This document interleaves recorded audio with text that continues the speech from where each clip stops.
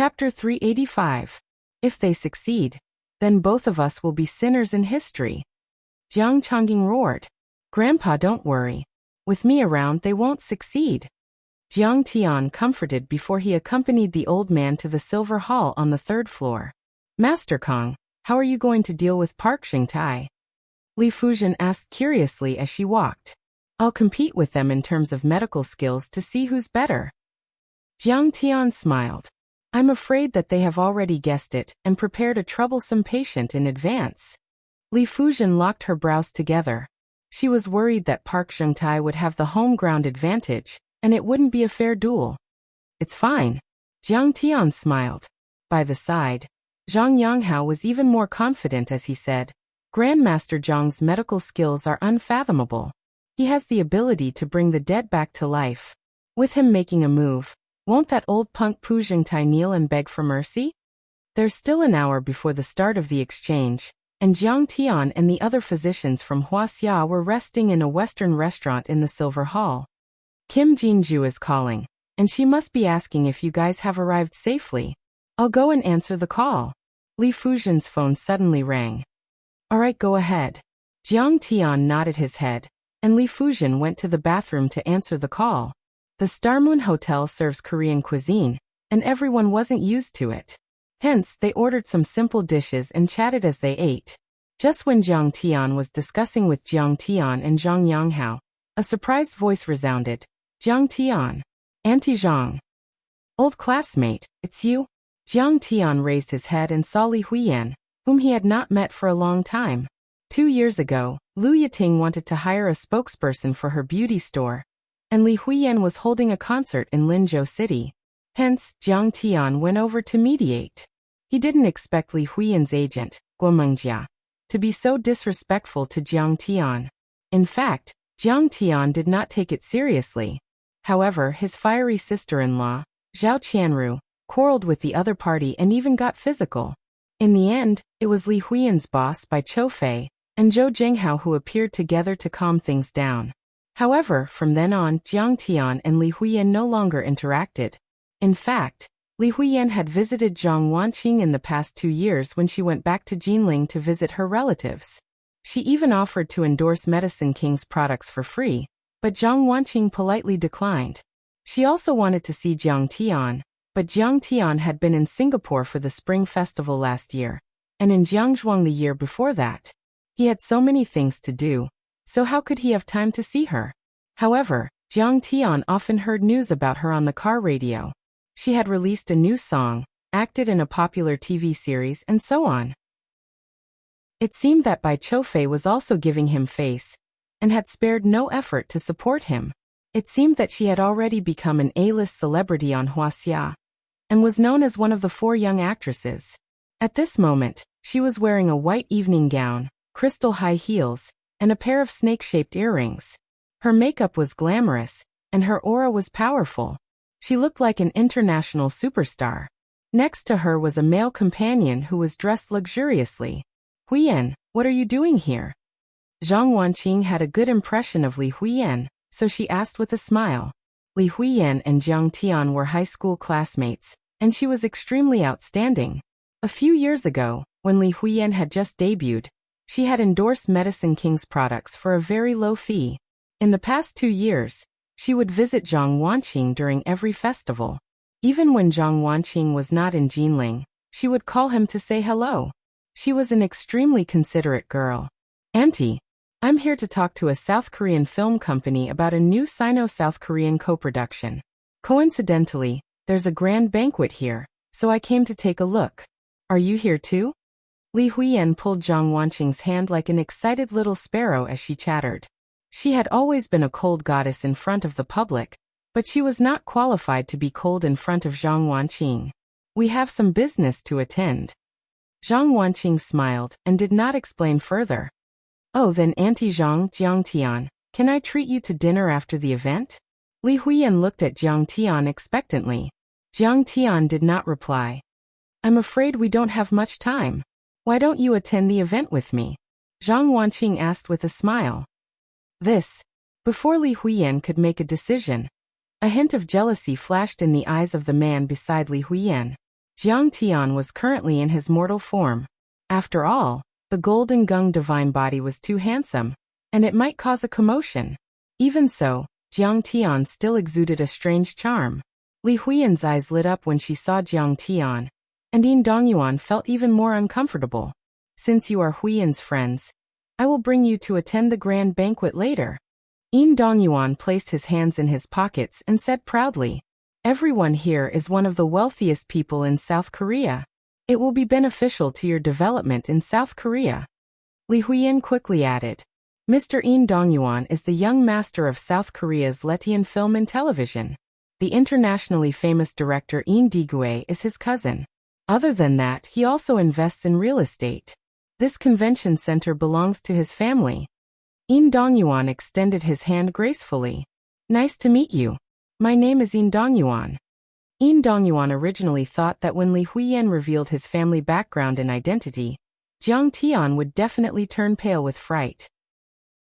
Unexpectedly, no matter if it was Jiang Tian or Zhang Wanqing, their expressions didn't change at all. South Korea's Yin family is an ancient family. Yin Dongyuan heard they are part of the royal family, and their titles were conferred by the palace master of Tanjun Daoist Palace. They control many film, music, video games, culture, video, and entertainment companies, and own half of South Korea's entertainment industry. Also, the company's films and video games are popular. The packaged male and female idol groups were even more famous in China, forming the Hallyu clan. It could be said that everyone knew about them. But Jiang Tian is a Taichu celestial lord in the past, and why would he care about a small family like Yin Dongyuan? Zhang Wanqing, Jiang Changding, and Zhang Yanghao are all traditional Chinese medicine giants, and they have worked hard to revive traditional Chinese medicine culture. What they hate the most is the invasion of Korean culture. Why would they treat Yin Dongyuan nicely? Seeing Jiang Tian's expressionless face, Yin Dongyuan's face darkened. Just as he was about to mock Jiang Tian, Li Fujian walked out of the washroom. Jiang Tian stood up and said calmly, "Let's go. The event is about to start." Everyone quickly got up and followed behind him. The group ignored Li Huiyan and Yin Dongyuan and walked towards the silver hall. Yin Dongyuan's handsome face darkened, and his cheeks twitched. He clenched his fists and wished he could beat up Jiang Tian.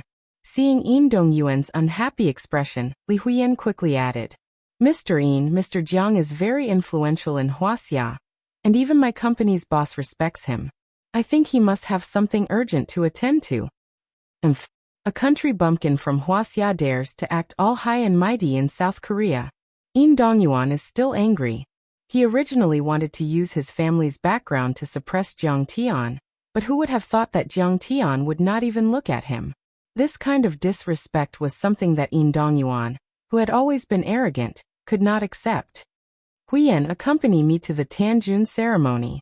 This time many tycoons and high-ranking officials will be attending.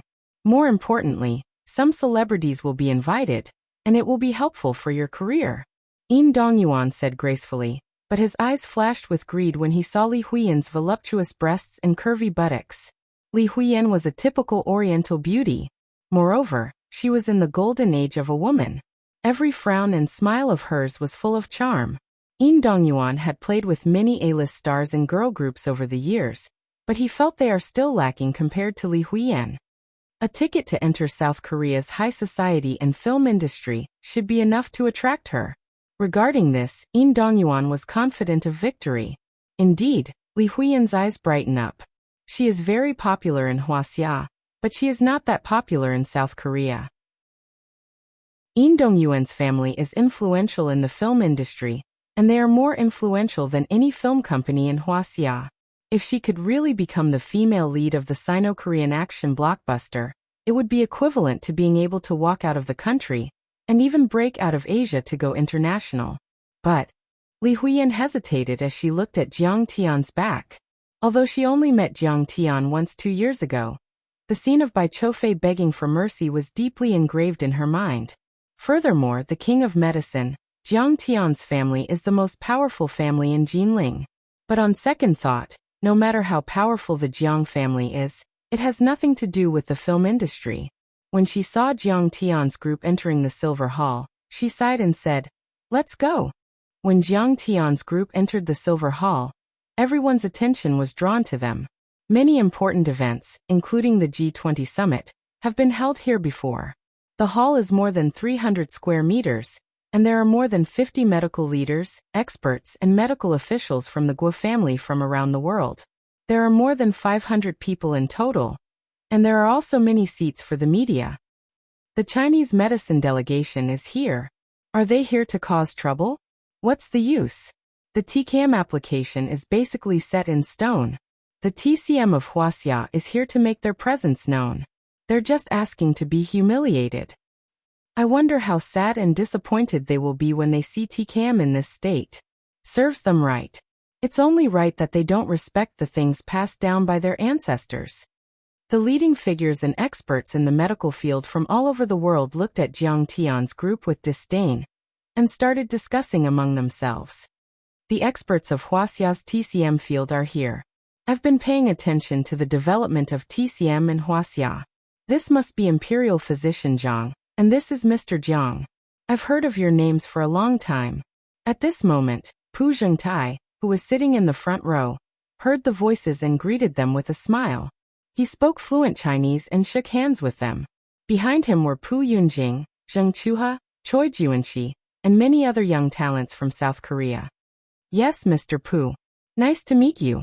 Although Jiang Changing and the rest were displeased, they still maintained their poise. At this moment, Pu Yunjing took a step forward and walked to Pu Zhengtai's side. She said with disdain, "Grandpa, according to the rules of the conference, there are no seats prepared for the Chinese physicians because they were not invited. Wuxia's TCM is just a medical school that can't be brought to the table. It's third-rate and has no right to step onto the international stage." Chapter 386. How can you be so rude to guests from afar? Pu Zhengtai pretended to be angry. As it turned out, Wuxia's TCM was not invited to the International Medical Conference for the celebration of TKM's successful application. However, Wuxia's TCM Association decided to take the initiative and sent a letter requesting to participate in the conference. Pu Yunjing was purposely trying to intimidate Jiang Tian and the rest. She spoke in Mandarin, and everyone could hear her clearly despite her lack of fluency. A declining medical school like TCM is going to be finished soon. Why waste this precious opportunity? Why don't you give it to other schools of medicine? Pu Yunjing looked at Jiang Tian and the others with a cold expression, as if she was looking down on weak ants. What nonsense are you spouting? Zhang Yanghao was so angry that he almost fainted. Haha, Imperial Physician Zhang, I have my reasons. Pu Yunjing was not afraid at all.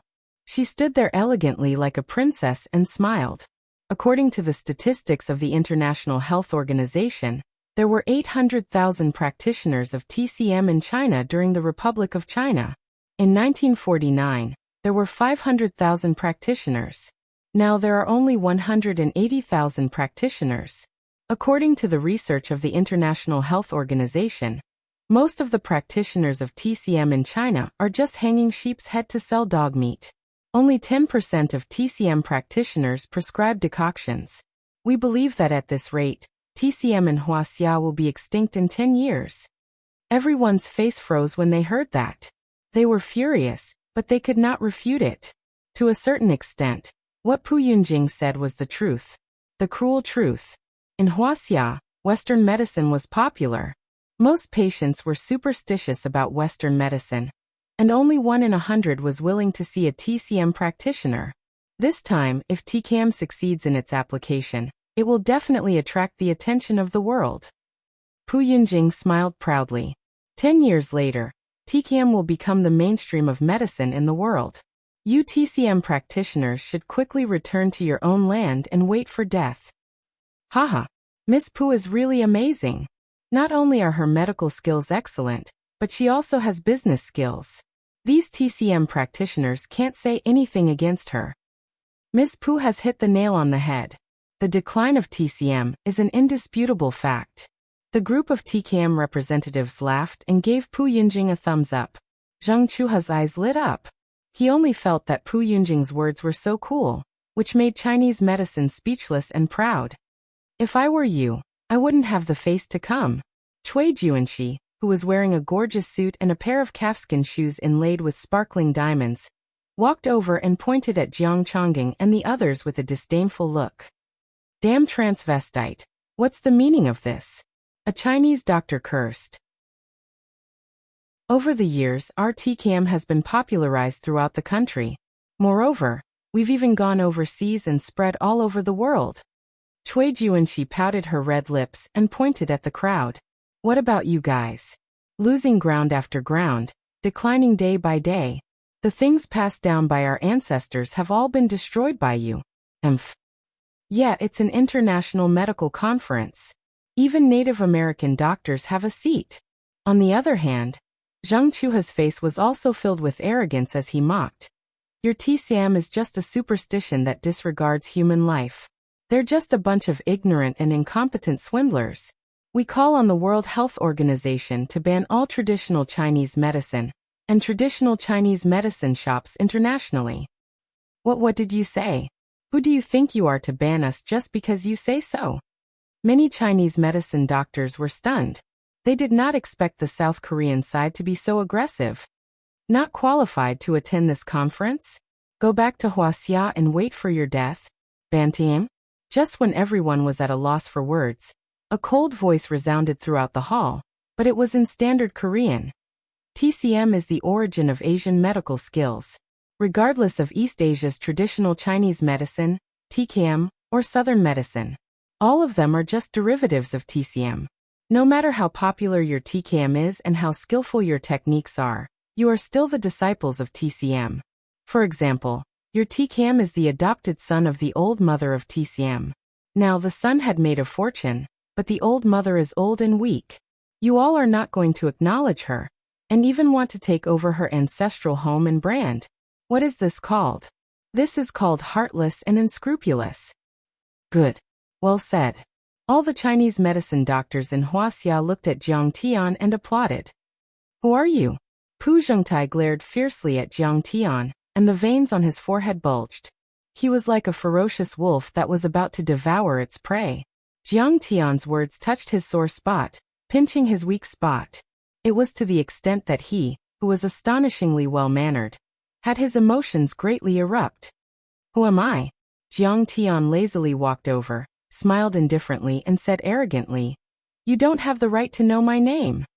Then handsome, am I qualified to know your name? Cui Junhe's eyes lit up when he saw Jiang Tian. How can there be such a handsome man in the world? He is more handsome than those South Korean celebrities. He wriggled his way towards Jiang Tian, looking at Jiang Tian with an intoxicated expression. How about coming to my winery for a drink tonight? I am very interested in you. Come back here. Pak Yunjing pulled Cui Junhe back and whispered something into Pak Yung-tae's ears. So it's you. Pak Yung-tae sneered. You are just Jiang Chongqing's grandson, and a junior in the medical field. You are not qualified to talk to me. I'm not qualified. My medical skills are unfathomable. And I can even be called the medical deity or medical saint. I can even bring the dead back to life. How can you be compared to me? Jiang Tian looked at Pak Yung-tae with disdain, and Pak Yung-tae was so angry that he almost jumped up. This brat is too arrogant. He is too arrogant. If he can bring the dead back to life, he might even win the Nobel Prize in medicine. Nonsense. This is against the common sense of medicine. There was a simultaneous translation system in this kind of meeting. When the medical giants heard what Pak Yung-tae said, they were stunned and could not believe their ears. Suppressing his rage, Pak Yung-tae maintained his poise as a leading figure in the medical industry and smiled. Mr. Jiang, I don't agree with your claim that TKM came from China. I have already said that all of you are heartless and have forgotten your ancestors. Of course you don't agree with me. Jiang Tian's words nearly drove Pak Yung-tae mad. Zhang Chuha's face turned furious as he reprimanded. Mr. Jiang, please maintain your gentlemanly demeanor in an upper-class society. If you continue to be so rude, I'll have you arrested for the crime of personal insult. I am the young master of Hyundai Group, Zhang Chuha. I am not joking, and you must believe that I have the ability to do so. Zhang Chuha proudly introduced himself, hoping to intimidate Jiang Tian. Ha! You are just the son of a car repair factory's director. You have not even washed the petrol off your face, and you dare to pretend to be a gentleman? What a joke! Jiang Tian smiled disdainfully and said, Your Chinese is not bad. Let me teach you a sentence and let you pass level 6 in Chinese. My words are rough but not rough, and you guys are rough. You speak of gentlemanly manners and social etiquette, but in reality, you guys are despicable and shameless. You. How can you speak so arrogantly in this kind of high-class meeting? You are just trying to please the crowd with your nonsense. Zheng Chuhe was trembling with anger because of Jiang Tian. At this moment, Zheng Chuhe wanted to chop Jiang Tian into pieces. But this was a foreign occasion, and he had to be mindful of social etiquette. You are the arrogant one. You are not qualified to talk to me. Even your grandfather, the founder of Hyundai Group, is not qualified to talk to me. Jiang Tian pointed at Zheng Chuhe's nose and scolded. And now my argument with Park Zhengtai has nothing to do with him. I don't despise him, but there is no need for me to respect him either. In your eyes, I am trying to please the crowd, but in my eyes, I am talking about who is the source of TKM and TCM. This is not a small issue between individuals. Jiang Tian sneered. Children should not interrupt when adults are talking. Obediently scram to the side. Or else I'll slap you with my big mouth. I will teach you a lesson on behalf of your grandfather. For a moment, everyone was dumbfounded. This was Zheng Chuhe they were talking about. He was born in a top family, and he was expected to control Hyundai Group in the future. He was one of the top 4 scions in South Korea, and he was on par with Star Moon Group's Lee Jaerong. But now he was being scolded by this Wuxia kid. Wuxia had always been particular about peace and harmony, so they were always humble and courteous when dealing with people. But this person was arrogant, supercilious. Everyone's impression of Wuxia was refreshed. It turned out that Wuxia people were also like that. You. Zheng Chuhe was infuriated to the point his teeth creaked while his face turned red, white, and green. Chuhe, you don't have to say anything. This is an academic argument between us. Park Zhengtai patted Zheng Chuhe's shoulder to calm him down. He narrowed his eyes and looked at Jiang Tian carefully for the first time. It was rare for him to see a young man with such sharp words and powerful aura. Zheng Chuhe was no match for him at all. He placed his hands behind his back and said calmly, I have my reasons for not agreeing that TKM originated from Wuxia. The Yellow Emperor's internal classic, Su Wen chapter, Volume 4 mentioned that those who use stones came from the east. This means that stones and acupuncture came from Korea to Wuxia. There are many similar examples, and it shows that TKM is the source of TCM. Everyone was shocked when they heard that. The Yellow Emperor's internal classic was the most important medical book in TCM. It was hard to refute him when he used it to prove his point. You only know one part of it. Jiang Tian said calmly. There are 3 theories about when the Yellow Emperor's internal classic was written. The first is that Wuxia was before the Qin and Warring States period. The second is that it was written between the Qin and Han dynasties, and the third is that it was written during the Western Han dynasties. But do you know how South Korea came to be? When did you establish your country? Chapter 387. Jiang Tian calmly said. Korea was the first country in the history of the Korean peninsula. 3,000 years ago, King Zhou was tyrannical during the end of the Shang dynasty. The Zhou dynasty took the opportunity to wipe out the Shang dynasty. There was a noble in the Shang dynasty called Jizi. He was unwilling to be a subject of Western Zhou and led 5,000 Shang dynasty people to Korea. Stone cutting and acupuncture were invented by Wuxia, and Jizi also knew how to do it. At that time, the Korean peninsula was a barbarian land, and there were wild beasts everywhere. There was a shortage of resources in medicine, and that was the reason why stone cutting and acupuncture were so popular. Jizi developed it in the Korean peninsula and spread it to Wuxia. But the origin must be from Wuxia. That is because Jizi is from Wuxia. Wow! Jiang Changding, Zhang Yanghao, and the rest applauded and looked at Jiang Tian in a new light. Zhang Wanqing was also proud. She did not expect Jiang Tian to be so knowledgeable. He even knows about such obscure knowledge. She did not know that Jiang Tian had read many ancient books to find out about the secrets of the ruins of immortals. His knowledge of history was no less than any history professor. These are all unofficial histories. You can't treat them as real. Pak Zhengtai panicked and tried to refute. Unofficial histories? According to historical records, South Korea is not even a vassal state of Wuxia. You are only a part of Wuxia's territory. Jiang Tian's tongue was as sharp as a sword, bombarding him once again. What did you say? Pak Zhengtai was so angry that his hands were shaking. Bullshit. All the Koreans were furious. Jiang Tian said that South Korea belongs to Wuxia. This is an insult to them, Jiang Tian said with disdain. At the end of the Warring States period, Yu Yi's feat of destroying Qi brought the Yin kingdom to its peak. King Zhao of Yin took advantage of the situation and ordered Wei Man to lead his army into the peninsula. In just a few years, the entire peninsula was under Yin kingdom's control. After that, Qin dynasty conquered Yin kingdom. In truth, until the era of Han Hui, Han Wen, and Han Jing, it was under the jurisdiction of Liaodong Prefecture. Although Wei Man and his descendants have been officials for generations, in the end, they are just subordinates of the Liaodong governor. Therefore, I welcome you to abandon the darkness for the light at any time, and jump into the warm embrace of the motherland. Shen Mange looked at Jiang Tian with a mesmerized expression, and felt pity for the TKM doctors present. The last part was an insult and a joke. But the words in front were all unpopular historical knowledge. How could he remember it so clearly?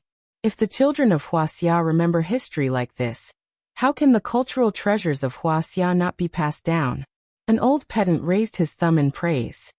Yes, yes, yes. We can't lose our ancestors' things. We can't forget our ancestors' history. Mo Zhengrong clapped his hands in agreement. Look, the TKM doctors are so angry that their faces have turned green. I reckon that their high blood pressure is about to act up. It was so satisfying. It's so satisfying. Fuck, Divine Dr. Zhang's words are too smooth. How could he be so talented? Many of the TKM doctors felt elated. It was as if they had eaten iced watermelon on a hot day. It felt good from head to toe. He's so handsome. He's so domineering. I feel like I've been conquered. Choi Jun he looked at Jiang Tian with a mesmerized expression as he raised his thumb and middle finger. He couldn't wait to pounce into Jiang Tian's embrace. Young Master Choi, whose side are you on? Someone beside him reminded him. It's simply too embarrassing to bring such a demon here. She's going to be smitten again. Why, you're going too far. Pu Yungtae was so angry that he felt dizzy. Many of the TKM doctors were flushed with anger. They couldn't wait to rush up and fight with Jiang Tian. What did you say? Pu Yunzhang's body trembled. With a cold expression, she gritted her teeth and shouted, Mr. Jiang, you're insulting us. You're already suspected of insulting the country. Do you know that? I'm not. I'm speaking the truth. Boom. Many of the TKM doctors burst into laughter and cheered. The applause was thunderous. Some were laughing so hard that they slapped their thighs. Some were crying, and some were jumping for joy. Jiang Tian is too mean. Yi Ziwei pursed her lips and looked at Jiang Tian. She was speechless. Grandmaster Zhang's eloquence is too smooth. He's too talented. He's practically on par with Diyun society. What he said was like a crosstalk. Some of the female staff members of the visiting group looked at Jiang Tian with admiration and infatuation. Yeah. Since I started interacting with him yesterday, I felt that he was quite cold and unwilling to speak. I thought that he wasn't eloquent. Who knew that he would use good steel for the blade? Another girl was laughing so hard that she was almost out of breath. Regardless of whether the protest was successful or not, it's worth coming here to listen to Divine Dr. Zhang's crosstalk. Everyone applauded. This brat is just bullshitting. Jiang Changding shook his head with a smile, but his eyes were filled with joy and admiration. Old master, this is called a man of great importance should not be bothered by trifles. Who cares if it's true or not? Let's beat down their arrogance first. Zhang Yanghao said. That makes sense. Jiang Changding nodded. The South Korean TSAM was too infuriating. And it wasn't too much for Jiang Tian to return an eye for an eye. Moreover, TKM had clearly wanted to suppress Chinese medicine from the start. But now, with just a few words from Jiang Tian, they had completely turned the tables. Emo Zhengrong clapped and laughed. Divine Dr. Zhang's story is very good. First, it proves that South Korea was once a vassal state of Wuxia. Their medical skills, writing, calligraphy, architecture, and many other traditional cultures originated from Wuxia. Second, it also shows how ignorant they are. That's right. Look, that lass is so angry that her chest is about to explode. Shinmange looked at Pu Yunjing sympathetically. You're too much. You're too much. I'm going to kick you out of the country. Pu Yunjing's face turned pale as she pointed at Jiang Tian. She took out her phone and was about to call the police. How can you kick such a dashing and domineering man out of the country? I won't listen to you. Cui Juanxi pulled Pu Yunjing and persuaded her gently. His watery eyes were looking at Jiang Tian affectionately. He even threw a coquettish glance at Jiang Tian, causing Jiang Tian's scalp to go numb. Cui Juanxi, can you stop being a love-struck fool? Pu Yunjing's first move was to crush Huaxia's TKM doctors. But when Jiang Tian spoke, she threw away her armor. She was so angry that she flung Cui Juanxi to the ground. Cui Juanxi fell to the ground, and her face turned pale. She pouted and almost cried. Yunjing, how can you be so violent? I'm your best friend. Why must a woman make things difficult for another woman? Seeing that Pu Yunjing was about to call the police, Pu Zhengtai raised his hand to stop her. A light flashed in his eyes as he stared at Jiang Tian and said, Mr. Jiang, you said that TKM is stronger, but I think that TKM is better. We're just arguing with each other. It's just a matter of talking. A trace of arrogance flashed in his eyes as he stood with his hands behind his back. There's no point in talking anymore. If you TKM doctors have the guts, you can compete with me in medical skills. If anyone can defeat me, the application for TKM will be invalid.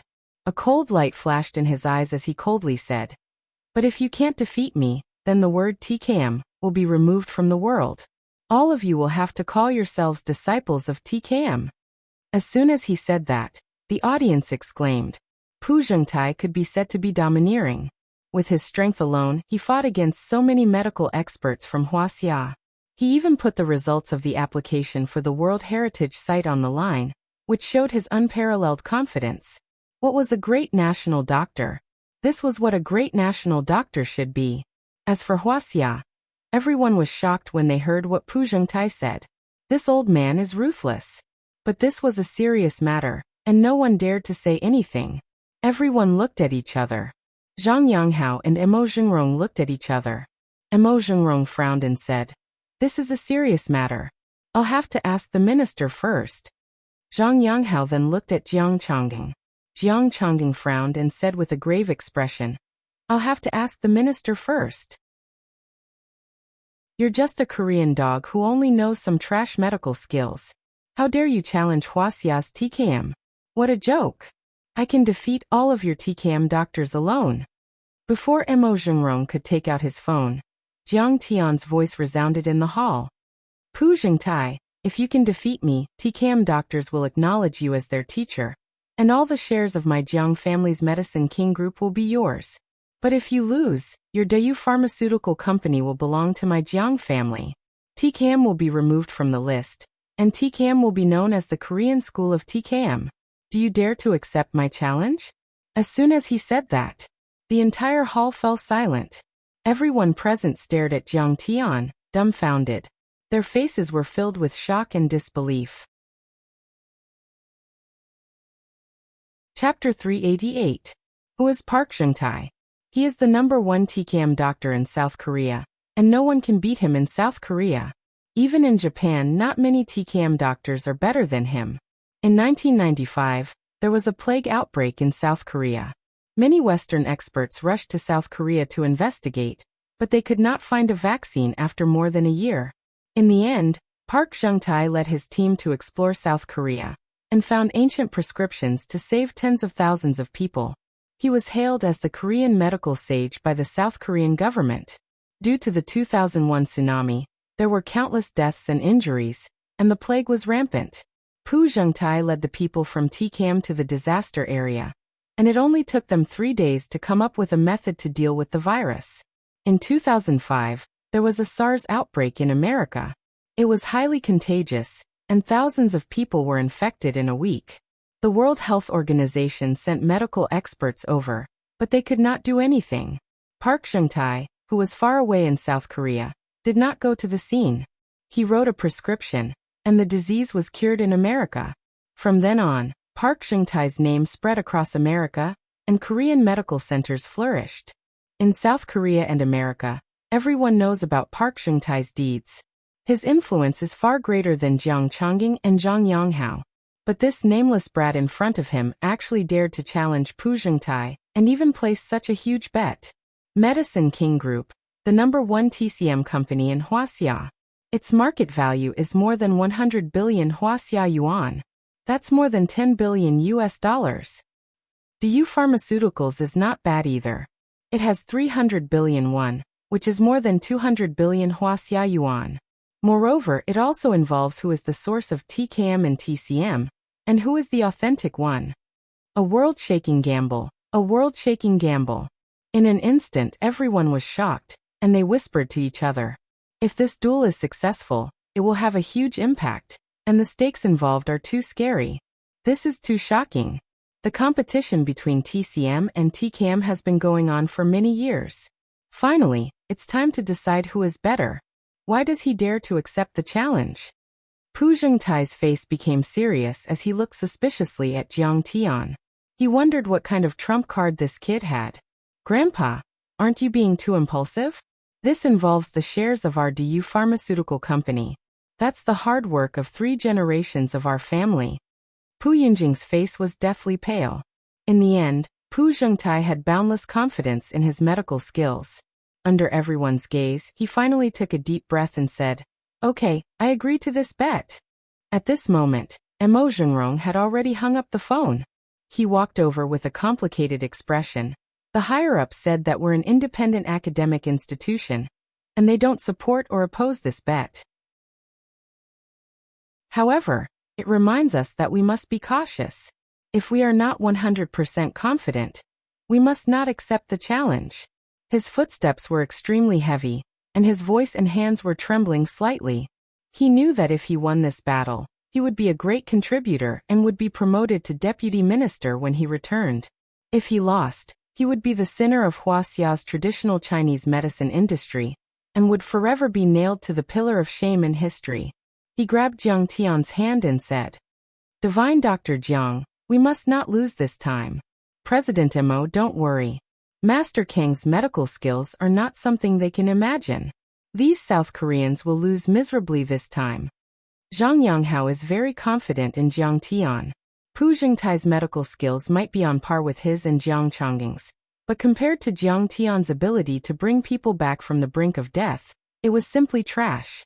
This is only the prelude to the conference.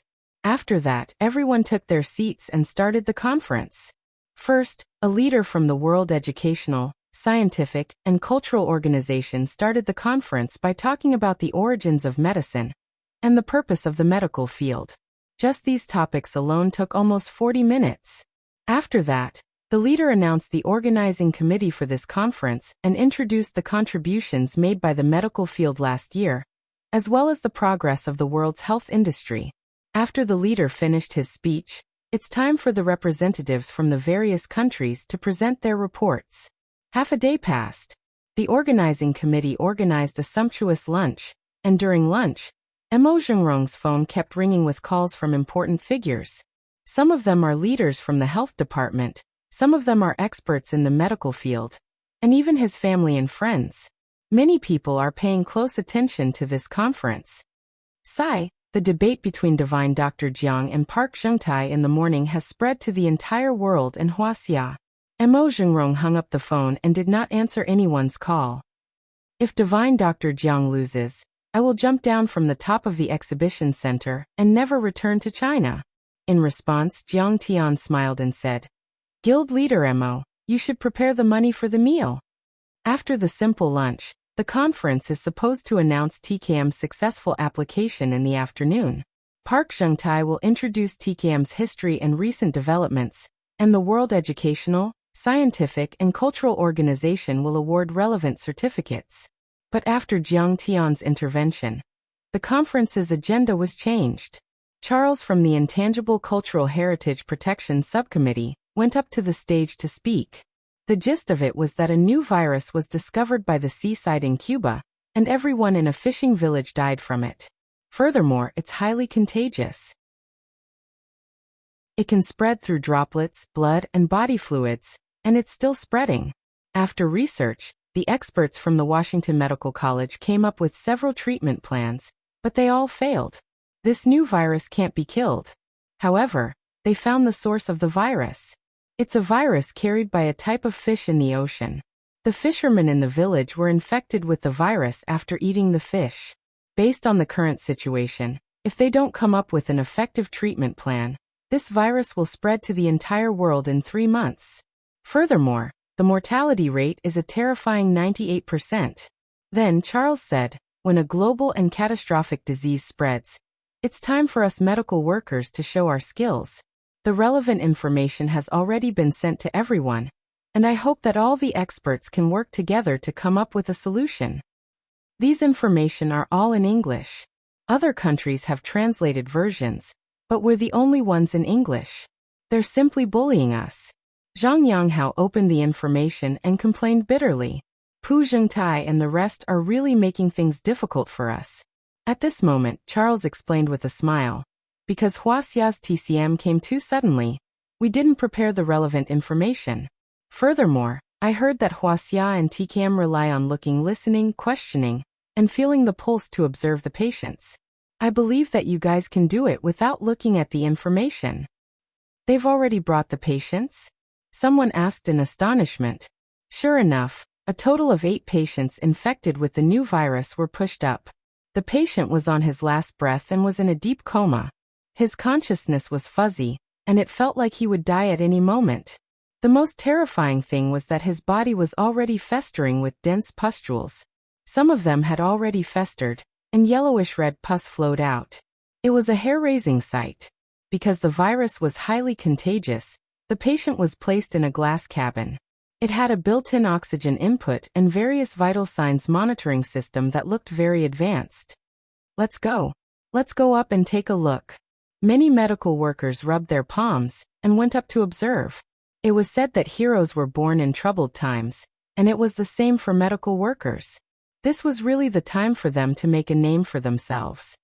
The patient's heartbeat is very weak. I'm afraid that he won't be able to withstand the antiviral drugs. A professor in the field of infectious diseases said with a grave expression, "We've already used the usual antiviral drugs, and it's twice the usual dosage." Someone looked at the patient's case and was at a loss. At this moment, Pu Zhengtai took a look and straightened his back.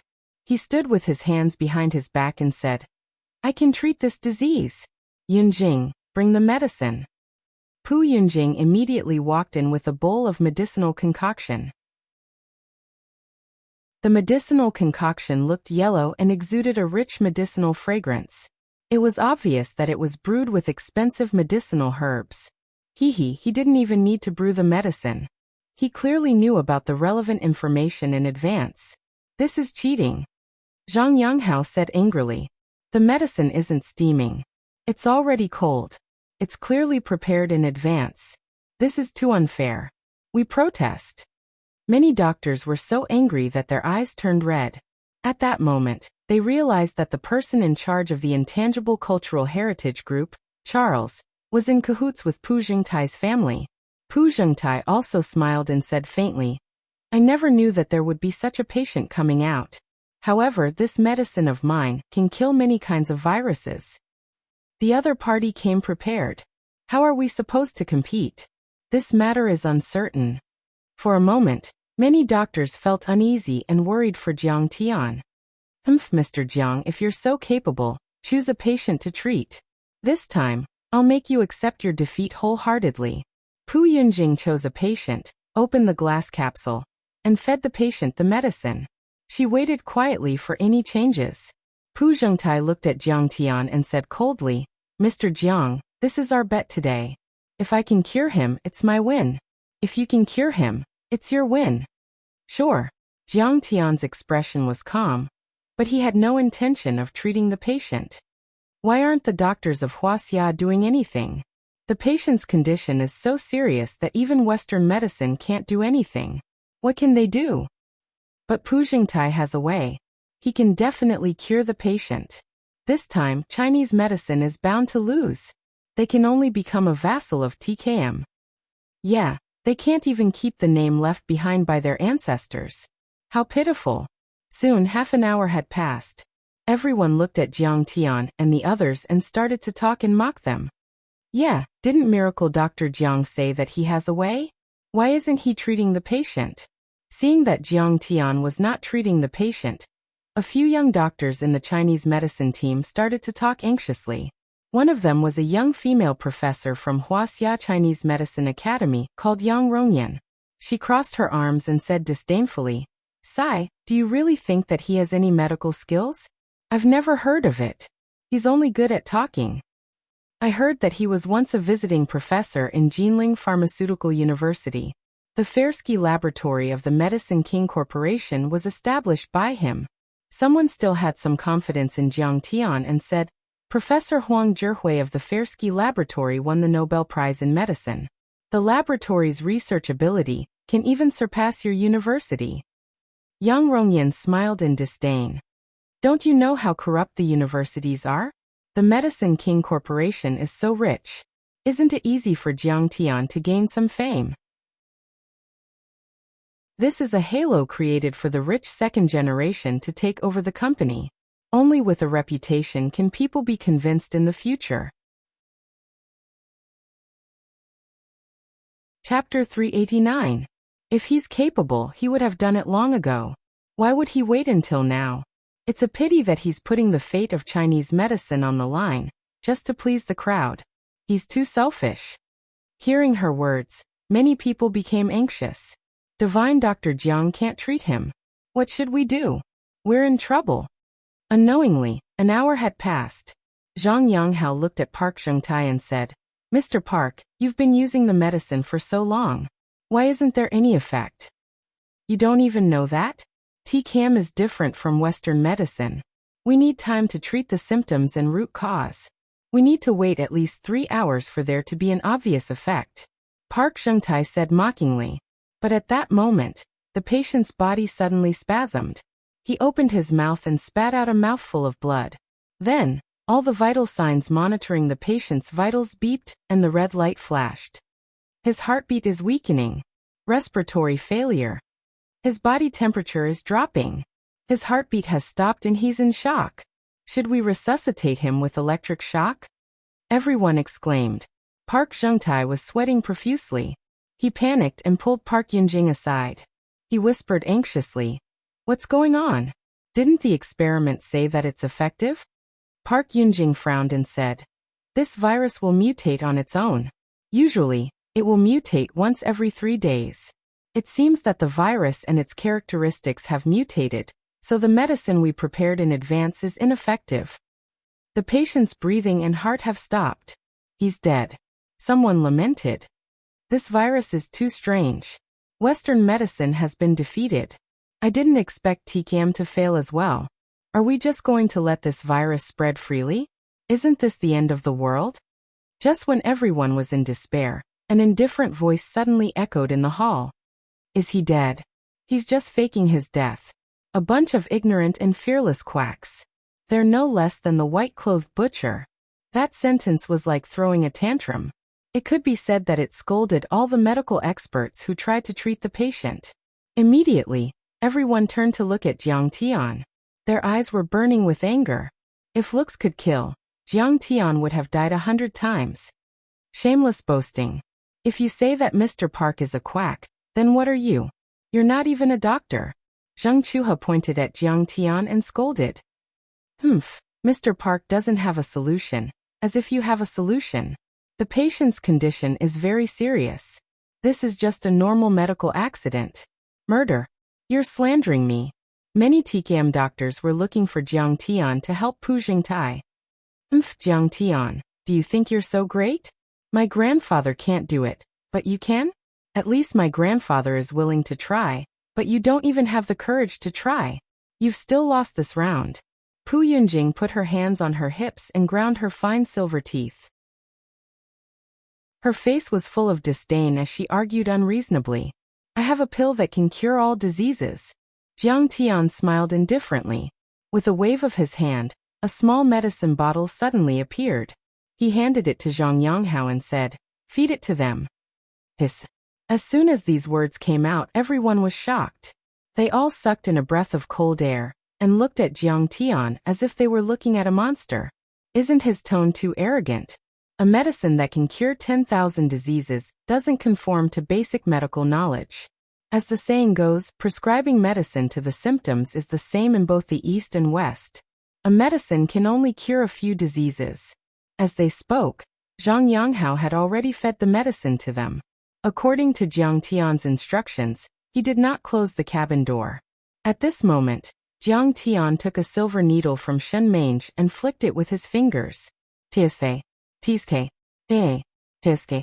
Countless silver needles were shot into the acupoints of the patient who was declared dead. Is this Wuxia's acupuncture? This is Wuxia's flying needle technique, also known as qi manipulation. It's really qi manipulation. Look, he's not even touching the silver needles, but the silver needles are vibrating rhythmically. This is too magical. Mysterious TCM. Someone exclaimed and looked at Jiang Tian in a different light. His accuracy in identifying acupoints and his acupuncture technique is truly unparalleled. Even Yang Rongyan was dumbfounded with her eyes widened. She was born in a medical family and taught in a famous university. She was knowledgeable and knew many famous doctors. But when it came to acupuncture, Jiang Tian could be said to be unparalleled in Wuxia. She had never seen such magical acupuncture technique. This young man from Wuxia is an expert. This was the first time that Pu Zhengtai had a grave expression on his face. His brows were locked together as an unprecedented sense of danger surged in his heart. He can't possibly be able to treat this patient, right? Pu Yunjing's face was as pale as paper as her hands trembled. So he does have some skills. The faces of Zheng Chuhe and many TKM supporters changed. The patient's heart has recovered. The patient is breathing. He's awake. He's opening his eyes. Everyone exclaimed in disbelief. Under Jiang Tian's magical acupuncture technique, the patient actually opened his eyes and his heartbeat became stronger. Then, everyone saw a shocking scene. The patient's festering skin was healing at a speed visible to the naked eye. The skin was bright and clean as if it was reborn. Oh my God! The wound is healing at such a speed. This is too terrifying. A miracle.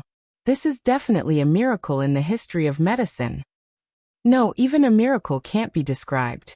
This is a miracle. Only a god can do this. Oh my God, what did I just see? Unbelievable. Could it be that the omnipotent God has descended? The entire venue was filled with exclamations.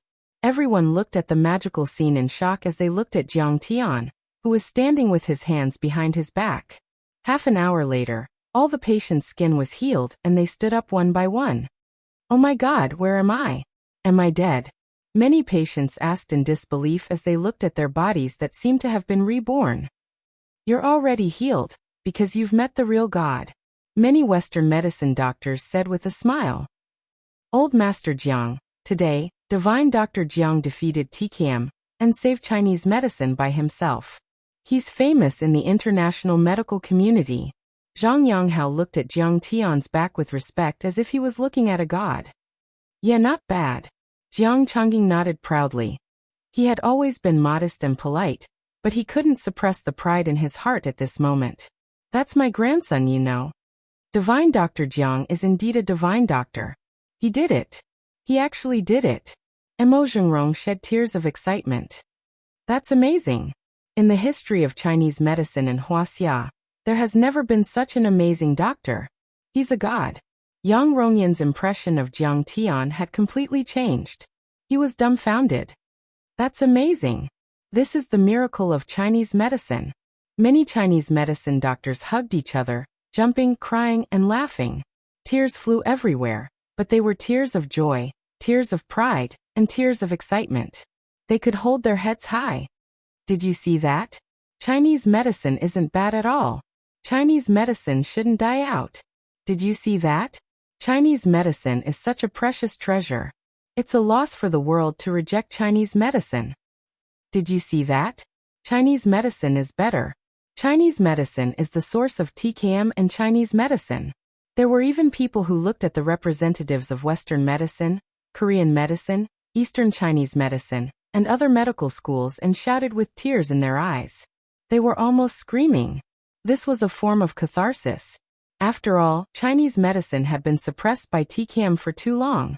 The world only knew about TKM, but not Chinese medicine.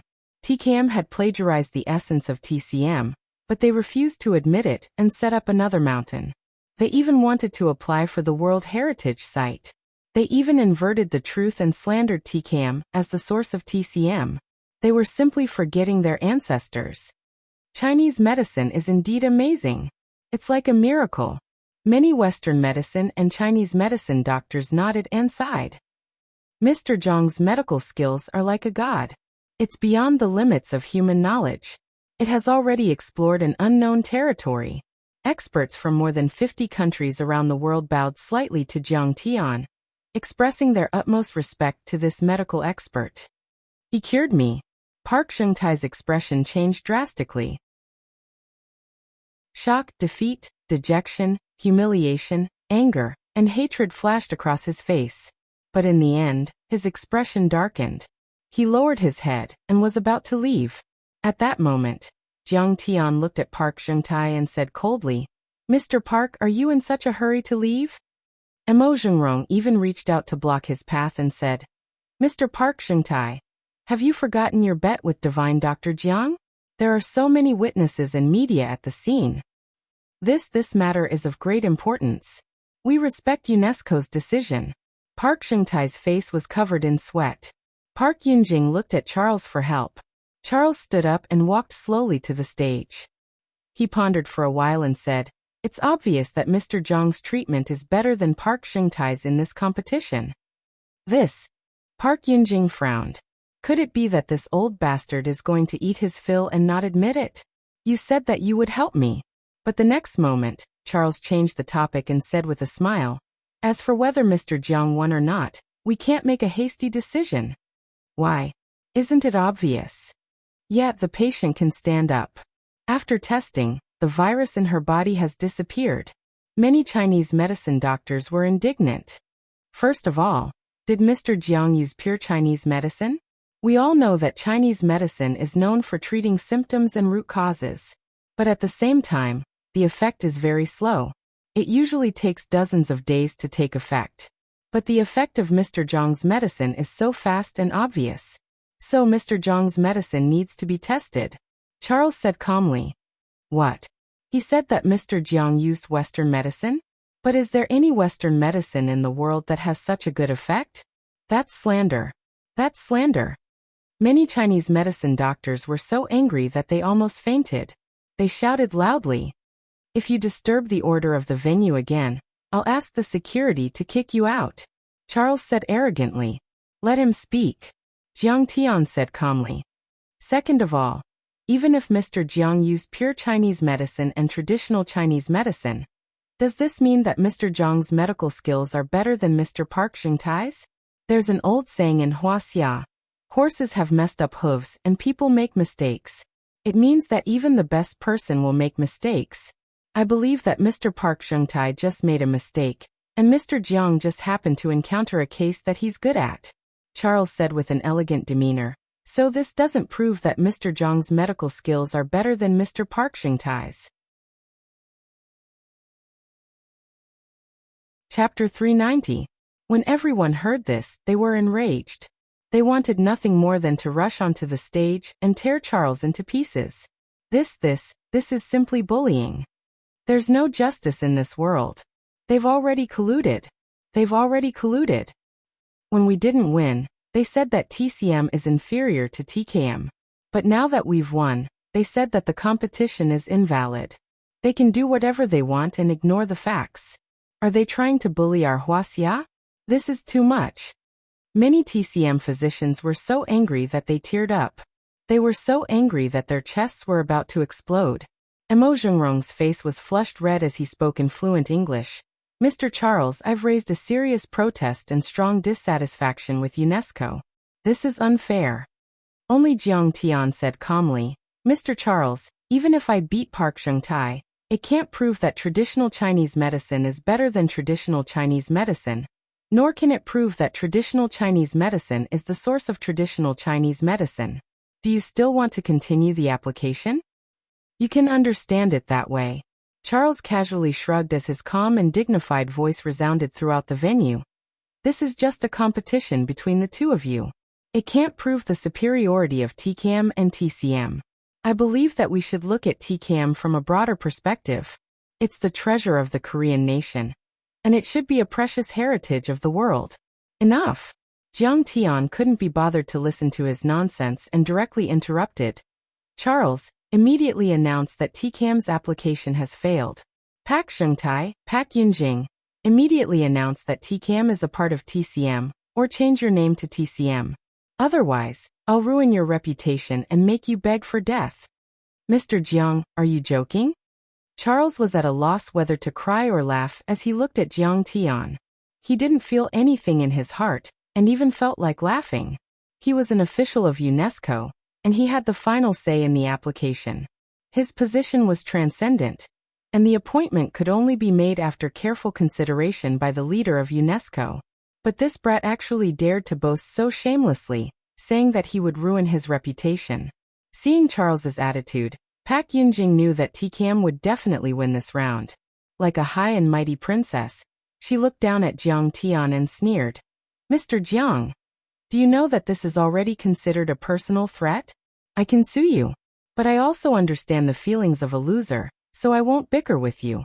Mr. Jiang, you heard what Mr. Charles said. The Yu Pharmaceutical Company will not give it to you either. Because I also suspect that you are cheating. You are using Western medicine. Pu Zhengtai stood with his hands behind his back and sneered. This is obviously an illegal bet. If he insists on snatching it, then let's go to court. Zheng Chuha also sneered in agreement. Their family clans can do whatever they want in South Korea. The judicial department had long been connected. Jiang Tian wanting to take away Yu Pharmaceutical was simply a fool's dream. Hee, they really don't know what's good for them. Mange, let them see. Jiang Tian smiled. Yes. Shen Mange immediately went to the multimedia system next to the rostrum. He took out a USB drive and inserted it into the computer. Immediately, a video was played on the big screen. What is she doing? Is she going to talk about the origin of Chinese medicine? Will it work? I have the final say in this place. Charles casually took a sip of tea and did not even turn his head. He was confident that he had Jiang Tian and the rest in his grasp. However, the next moment he saw Pu Yunjing's expression change drastically, and he also heard a voice that scared him out of his wits. Beautiful Ms. Pu, the application for TCAM has been approved. You only need to announce it at the venue tomorrow. But you have to fulfill your promise. Charles, I said that I will not mistreat you. The Yu Pharmaceutical Company issued bearer bonds with a face value of $2 million USD. The liquidity in the market is very good, and you can exchange them at any financial institution. Charles instantly felt as if he had fallen into an ice cellar. His hair stood on end as if he had heard the whispers of the devil. Damn it. Turn off the video. He rushed toward Shen Mange like a brown bear, and pushed Shen Mange's chest. Slap. Shen Mange raised her hand and gave Charles a big slap on his face, which sent him flying 5 meters away. Charles fell to the ground and shouted, "Security staff, get the computer back. What are you waiting for? Hurry up." Pu Yunjing also quickly ordered the bodyguards behind her. It was almost time for the key plot. Yes. Several security guards from the organizing committee and the Park family's private bodyguards rushed toward Shen Mange, punching and kicking. However, they were just ordinary people. How could they be Shen Mange's opponents? Shen Mange's fingers hit the air and knocked down one after another, making them all lose their fighting strength. Ms. Pu is a very trustworthy businesswoman. But the conditions you mentioned before don't seem to be just these, right? Of course I didn't forget. Then there was the sound of violent breathing. The high-definition uncensored brawl on the big screen was very exciting. 18 positions were unlocked one after another. Obscenities, lewd laughter, and color, smell, and taste were all present. Dumbfounded, everyone looked at Charles, and then looked at Pu Yunjing. They only felt that it could be said that it was the most exciting drama they had ever experienced in their lives. At this time, they suddenly understood why Jiang Tian was so overbearing. It turned out that he had such a terrible bomb. It was no exaggeration to say that this bomb could not only blow up the results of the application of TCAM by Park Geun-tae's family, but also destroy UNESCO. Many years later, when everyone drank a glass of wine in the bar, and recalled the young man who made a scene at the application of TCAM, they could not help but shake their heads and sigh. They gave a thumbs up and praised, "That Wuxia kid is simply too ruthless." This is the biggest scandal in the history of our UNESCO. Charles is the biggest shame in our history. The officials of UNESCO were all livid. They looked at Charles as if they could kill him. Turn off the power. Pu Yunjing only felt dizzy. Her face was red, green, and white, and finally became completely pale. She was paler than a dead person who had been dead for 3 days. Her delicate body was trembling. "Why don't you finish watching such an exciting plot?" Jiang Tian smiled and flicked his fingers. The bodyguards of Park Geun-tae's family stood there motionless as if they were immobilized. The T-18 scene was still going on. It was quite explosive. The reporters were all excited. They aimed their cameras at the big screen and aimed at Pu Yunjing, Charles, and the other parties involved. "This is absolutely explosive." Charles from UNESCO's Intangible Cultural Heritage Protection Group actually slept with Pu Yunjing. Scandal. It's definitely a big scandal. Big news. Not only was there monetary bribery, but there was also sexual bribery. Oh my God. It turns out that they even plagiarized the patent of Medicine King Group. Charles even wanted to help them hide it from the world. This is too shocking. Shady. It's too shady. To them, they only wanted to see the world in chaos. If there was no accident, there would be no story and no news. This was definitely a huge scandal, a huge accident. If it was reported, it would definitely ignite the whole world. "Yunjing, I really didn't expect." Zheng Chua's face was pale as his eyes were about to split apart. His whole body was trembling violently. He never expected that the goddess he admired would be so obscene behind his back. She had just agreed to be his girlfriend that night, but she turned around and slept with Charles. This made him feel deep despair, humiliation, and anger. "Chuha, this is the only time Pu Yunjing knew that tonight, she and her TCAM and Korean medicine business were completely finished. Even her love was over. 2 crystal-clear tears silently slid down Zheng Chua's face. He closed his eyes, but Pu Yunjing's coquettish and ear-piercing voice still echoed in his ears. He was devoted to Pu Yunjing and protected her like a loyal dog. A few years ago, Park Geun-tae's family made a mistake in expanding, and the capital chain was almost broken. He took out more than 200 won from his family as an interest-free loan to the Park family. This directly caused him to be impeached by the board of directors, and he almost lost his position as the CEO. But now Pu Yunjing actually treated him like this. He suddenly raised his hand and slapped Pu Yunjing's face as he roared, "Bastard! Bitch! If it weren't for me and the support of modern industry, how could you, Pu Yunjing, be where you are today?" Following that, he grabbed Pu Yunjing's hair with one hand and slapped her face again and again. He said angrily, "But how did you treat me? Do you think I'm a toy?" Chapter 391. I was just putting on a show. Pu Yunjing helplessly defended herself as she gave a lame excuse that even she did not believe. For a moment, the scene was in chaos. Pu Yunjing's cries and begging for mercy, Zheng Chua's cursing and beating, Pu Geun-tae's persuasion, Cui Juanxi's scream, and Charles's screams all joined together and soared into the sky. Suddenly, the sound from the stereo stopped, and the image froze. The video ended. At this moment, one of the highest-ranking officials from UNESCO walked up to the stage and said with regret and shame on his face, "Everyone, it's clear that there's a despicable academic corruption in UNESCO. And there's also a serious unfairness in TCAM's World Heritage application. I would like to express my deepest apologies to all the medical workers in the world, especially to Wuxia's TCM. He bowed deeply under the flashing lights and countless reporters taking photos. He remained bowed for half a minute before he straightened his back. After an emergency discussion, we have decided to remove Mr. Charles from his position in UNESCO. Furthermore, TCAM's World Heritage application has failed. What? Charles felt as if he was struck by lightning as he lowered his head in despair. He knew that his academic career was over, and no academic institution would accept him. This was a loss that he could not bear. Furthermore, he had no idea how to face his wife and children. They would definitely know about this matter, right? This, as if he was struck by lightning, Pak Yung-tae's body froze and his face instantly turned pale as he begged. President Kissinger, the development of our TCAM in recent years is obvious to all. President Kissinger did not even look at him as he looked at the representative of TCM with anticipation and smiled. Everyone, we have finally witnessed the miracles of TCM today. It's truly worthy of being the treasure of Wuxia's civilization with 5,000 years of history.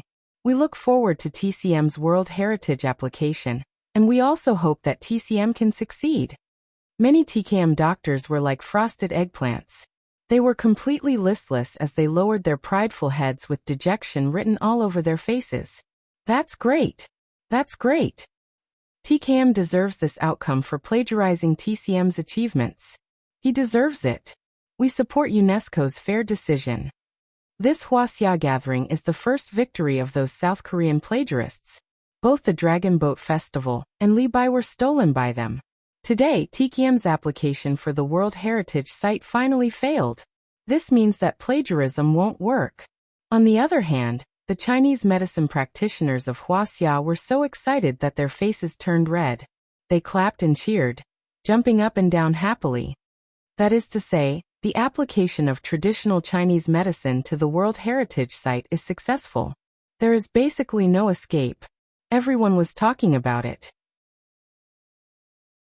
Well, since the president of UNESCO has spoken, it means that he absolutely agrees. Next, it's just a procedure. Zhang Yanghao nodded happily and looked at Emo Jingrong. However, he found that Emo Jingrong had turned his head away. His eyes were slightly red, and he was secretly wiping his tears. Wiping his tears, Emo Jingrong looked at Jiang Tian with gratitude inside. This time I have to thank divine physician Jiang. He has single-handedly pushed Chinese medicine to the international stage. He is a great contributor to the development of Chinese medicine. Since the founding of the People's Republic of China, there is no one who can compare to him in terms of the development of traditional Chinese medicine. Everyone's gazes landed on Jiang Tian in unison. He stood there indifferently with his hands behind his back. His gaze and expression were extremely calm, without the slightest ripple. It was as if all of this was within his expectations. It was as if doing such a shocking feat was as easy as casually sweeping away a cloud of dust. Everyone agreed with him. In fact, Jiang Tian did not have much involvement in the Chinese medicine industry. He only did 2 or 3 things, and they were enough to leave a mark in history. First, Jiang Tian built the Fersky laboratory and developed the theory and technology of extracting TCM ultramicromolecules with Huang Zhihui. This gave birth to Wuxia's first Nobel Prize in medicine. Second, under Jiang Tian's plan, the Jiang family launched a new product and became the first modern Chinese medicine enterprise worth over 10 million renminbi. Lastly, the counterattack today was to defeat TCM's scheme of applying for the World Heritage Site and restore TCM's reputation. It might sound like a simple task, but when he thought about it carefully, it was practically an impossible task for TCM to complete. Regardless of Pak Chung-tae's medical skills, Pak Yunjing and Charles's secret alliance, or Pak Chung-tae's family's influence in South Korea, they are all unshakable. But none of these things can be shaken. In front of Jiang Tian, they were like paper dolls or sand castles. With a wave of his hand, they shattered and collapsed. Among them, whether it was Jiang Tian's superb medical skills, his eloquence in the battle of words, or his terrifying scheming in taking out the video in the end, none of them could compare to him. They were all in awe of him. What is this called? This is called being annihilated in the blink of an eye. Someone sighed. That's right. This is too awesome. Everyone looked at Jiang Tian in unison, not knowing how to sigh for a moment. After that, President Kissinger announced the end of the meeting, and everyone left the venue. During the whole process, many judges, officials, and medical experts from all over the world shook hands with Jiang Tian and Wuxia's TCM doctors and invited them for an academic exchange.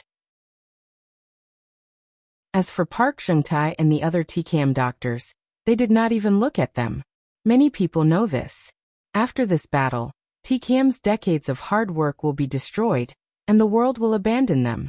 As for TCM, it will go global and step onto the world's medical stage. Park Shengtai, you better remember to fulfill your end of the bet. Don't wait for me to take away your DU pharmaceutical company's assets.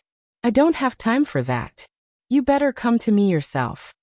Jiang Tian smiled and left. Do you think I will give up? Park Shengtai's face turned pale, and he waved his arms angrily. No. TKM did not lose. Park Shengtai, did not lose. You will not get what you want. This is South Korea, not Wuxia. This is not a place where you TCM doctors can do whatever you want. This incident spread like wildfire throughout South Korea, Wuxia, and the rest of the world. Many media outlets were present at the scene, and they reported on this incident. Soon, this incident became the headlines of many media outlets. This is simply too heaven-defying. Wuxia's TCM is amazing. Many medical professors and researchers were studying that magical video, and they were shocked by it. This is the best way to show our country's strength. That's right. He had foiled the Koreans' conspiracy. This is awesome. Many Chinese physicians were elated. Miracle Dr. Jiang Tian had become a national hero in everyone's hearts. Although the South Korean government had restricted Park Yunjing's video and asked the reporters to delete it out of humanitarian reasons, the sex bribery scandal still spread. I thought TKM is amazing, but it turns out it was all because of selling its body. TCM is the source of TKM and is the best. We must choose TCM in the future and reject TKM. TKM is cheating the world and plagiarizing TCM's achievements. We must boycott them. They are thieves and we must chase them out of our cities. Places like Washington, New York, London, etc. have strong IP protection. Many citizens are disgusted by Park Yunjing's sexual bribery and TKM's actions. Some people even took action. They put up banners in front of TKM's clinics and protested loudly. Soon, TKM is like a rat on the street, and everyone wants to beat it up. Even in more chaotic cities like New York and Detroit, there were even cases of hooligans taking advantage of the situation and looting Korean medical centers. So Mr. Jiang went to Silver Hall to do this. This is amazing. At 8 p.m., Li Huiyan, who was dressed to the nines, saw the news and was shocked. Even though she did not follow this incident, many of her friends in the entertainment industry are following this incident. They know she is in South Korea and forwarded the news to her. They even asked her to get Jiang Tian's autograph. She was even a little regretful that she should have followed Jiang Tian to the Silver Hall in the morning, because Yin Dongyuan brought her around his company like he was showing off his wealth, but they didn't reach any cooperation. I wonder if Jiang Tian will reply to me if I contact him now. Li Huiyan thought to herself. Li Huiyan knows there is no need to trouble two people for the same thing. If she wants to cooperate in South Korea, she will either not hug Jiang Tian's thigh or hug Jiang Tian's thigh. This showed his trust and loyalty to a person. Li Huiyan had left with Yin Dongyuan in the morning, and it will be taboo for her to look for Jiang Tian again. Are you talking about that Mr. Jiang we met in the Silver Hall this morning? Yin Dongyuan asked with a smile. Yes. Li Huiyan immediately keeps her phone. He is in trouble. Yin Dongyuan swirled his wine glass and said. He might not even be able to walk out of South Korea alive. Chapter 392. What did you say? Li Huiyan asked in disbelief. Mr. Jiang is very famous in Wuxia, and he has a terrifying influence in South and East China. Don't tell me that you guys want to make a move. It's a pity that he is in Wuxia. Yin Dongyuan smiled and replied in disdain. No wonder you wanted to follow him this morning. So it turns out that he's the young master of the Medicine King Corporation. I didn't know about it before, and I only found out about it after watching the news today. But you should be glad that you did not go with him. If you went with him, you might be a corpse by now. Why?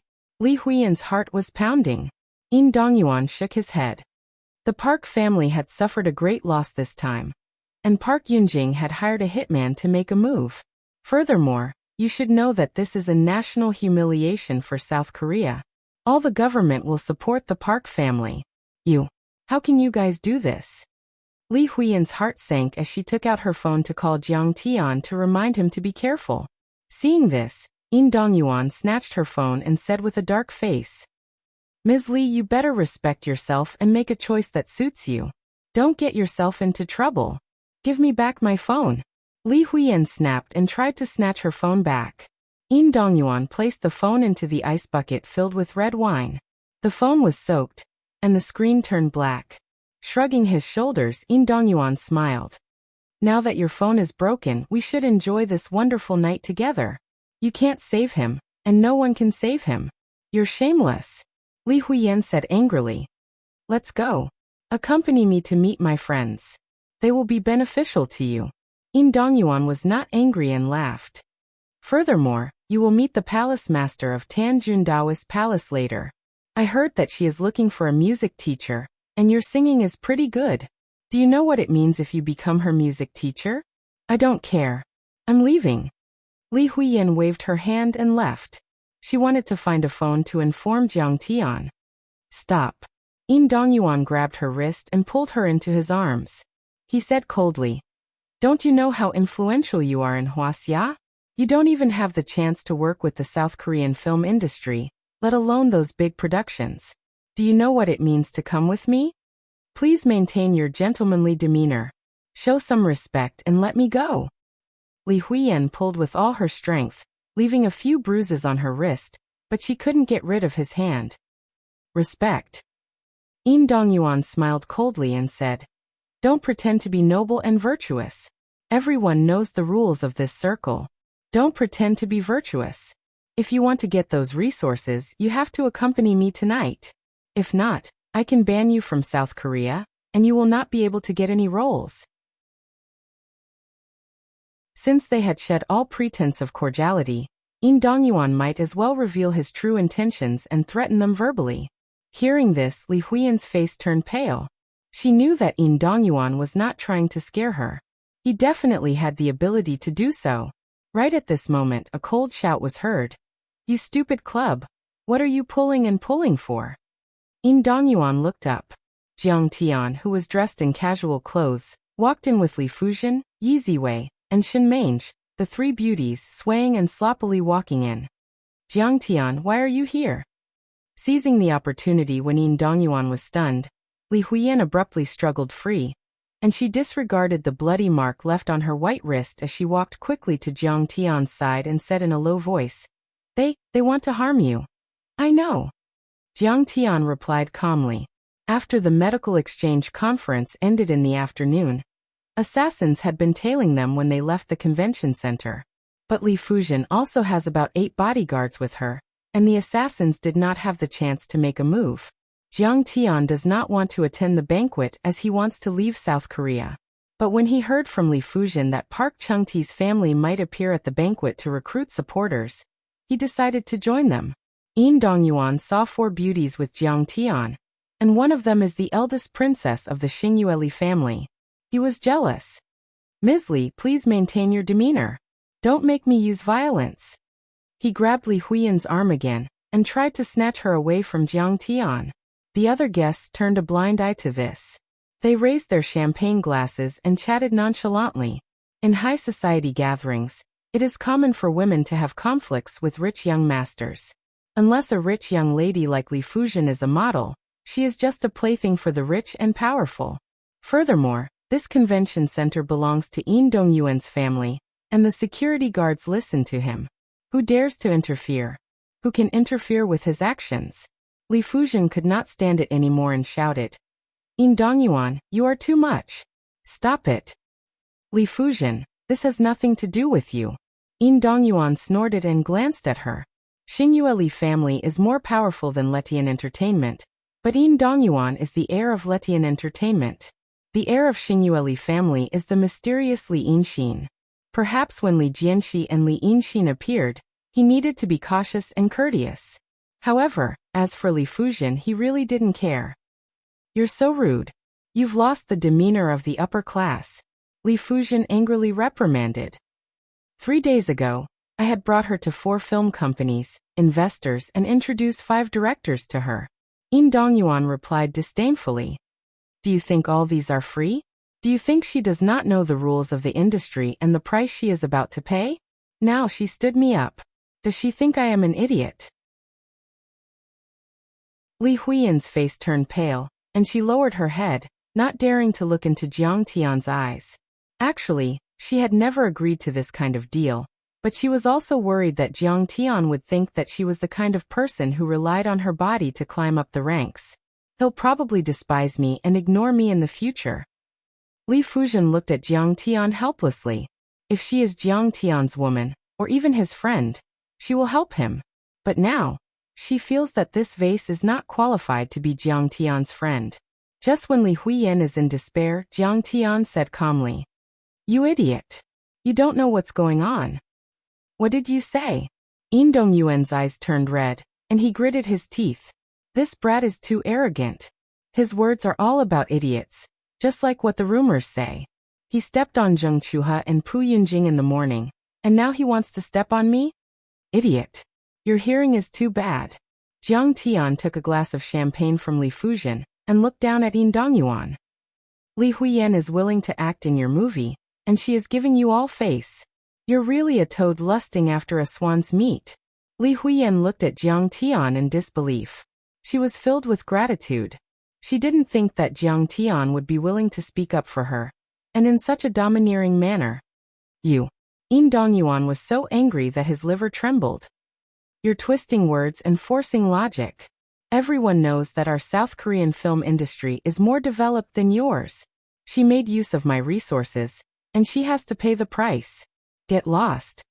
Li Fujian saw Jiang Tian's attitude and immediately points at Yin Dongyuan. "How dare you speak to Master Kong in this manner? Are you seeking death?" "Miss Li, Mr. Yin, what is going on?" When Li Fujian spoke to Yin Dongyuan again, a few big shots from the entertainment industry came over to ask about the situation. Yin Dongyuan can bully a Wuxia celebrity like Li Huiyan, but it is a big deal when Li Fujian is involved. If Li Fujian bullies Yin Dongyuan, the entire South Korean film industry will be embarrassed. That's why they came over to help Yin Dongyuan. These few big shots from the entertainment industry are famous investors and directors. One of them, Yin Digwe, had won South Korea's Golden Bell Award for Best Director and an Oscar award. He had won countless awards and his hands are sore. Yin Dongyuan started to tell Li Huiyan about how she seduced him, and is willing to spend a few nights with him to introduce investors to him. But Yin Dongyuan abhorred such behavior and sternly refused. Now Li Huiyan brought her assistant and friends to pester and threaten him. You are slandering me." Li Huiyan almost cried when she heard what Yin Digwe said. Yin Digwe laughed. "Hwasea's film industry is filthy, and I did not expect Miss Li to bring these bad habits to our South Korea. Damn it." Yin Digwe looks at Li Huiyan coldly and sneered. "I am representing the South Korean film industry to announce that we will ban Miss Li Huiyan forever. Please leave. You all are bullying me. What right do you all have to ban me?" Li Huiyan cried. "Because Mr. Yin Digwe is South Korea's most famous director, and the president of South Korea's Film and Television Association." Yin Dongyuan laughed and said with a dark expression, "Miss Li Huiyan, if you are willing to come to my villa in Westwater Cave tonight to apologize to me, I might ask Mr. Yin Digwe to take back his order." Yin Dongyuan is determined to get what he wants. He does not believe Li Huiyan is willing to give up the South Korean market and opportunities. He had played this kind of trick too many times, and it worked every time. No one could withstand this kind of terrifying pressure. Many South Korean film industry moguls are looking at Li Huiyan like a cat playing with a mouse. "I will not apologize to you. Dream on." Li Huiyan took a deep breath and said coldly. Yin Dongyuan's face froze and he laughed. "Have you considered it carefully? Do you know what you are rejecting? If I am willing, we will let you win the Big Bell Award soon. Li Huiyan looked at Jiang Tian and said firmly. I know, but I refuse. Are you retarded? Yin Dongyuan asked in disbelief. You are the one who is retarded. Jiang Tian laughed. What's so great about the Big Bell Award? What's so great about the Oscars? It's like trash. You think you can fool girls with this thing and these ridiculous chips? You're really confident. What a joke.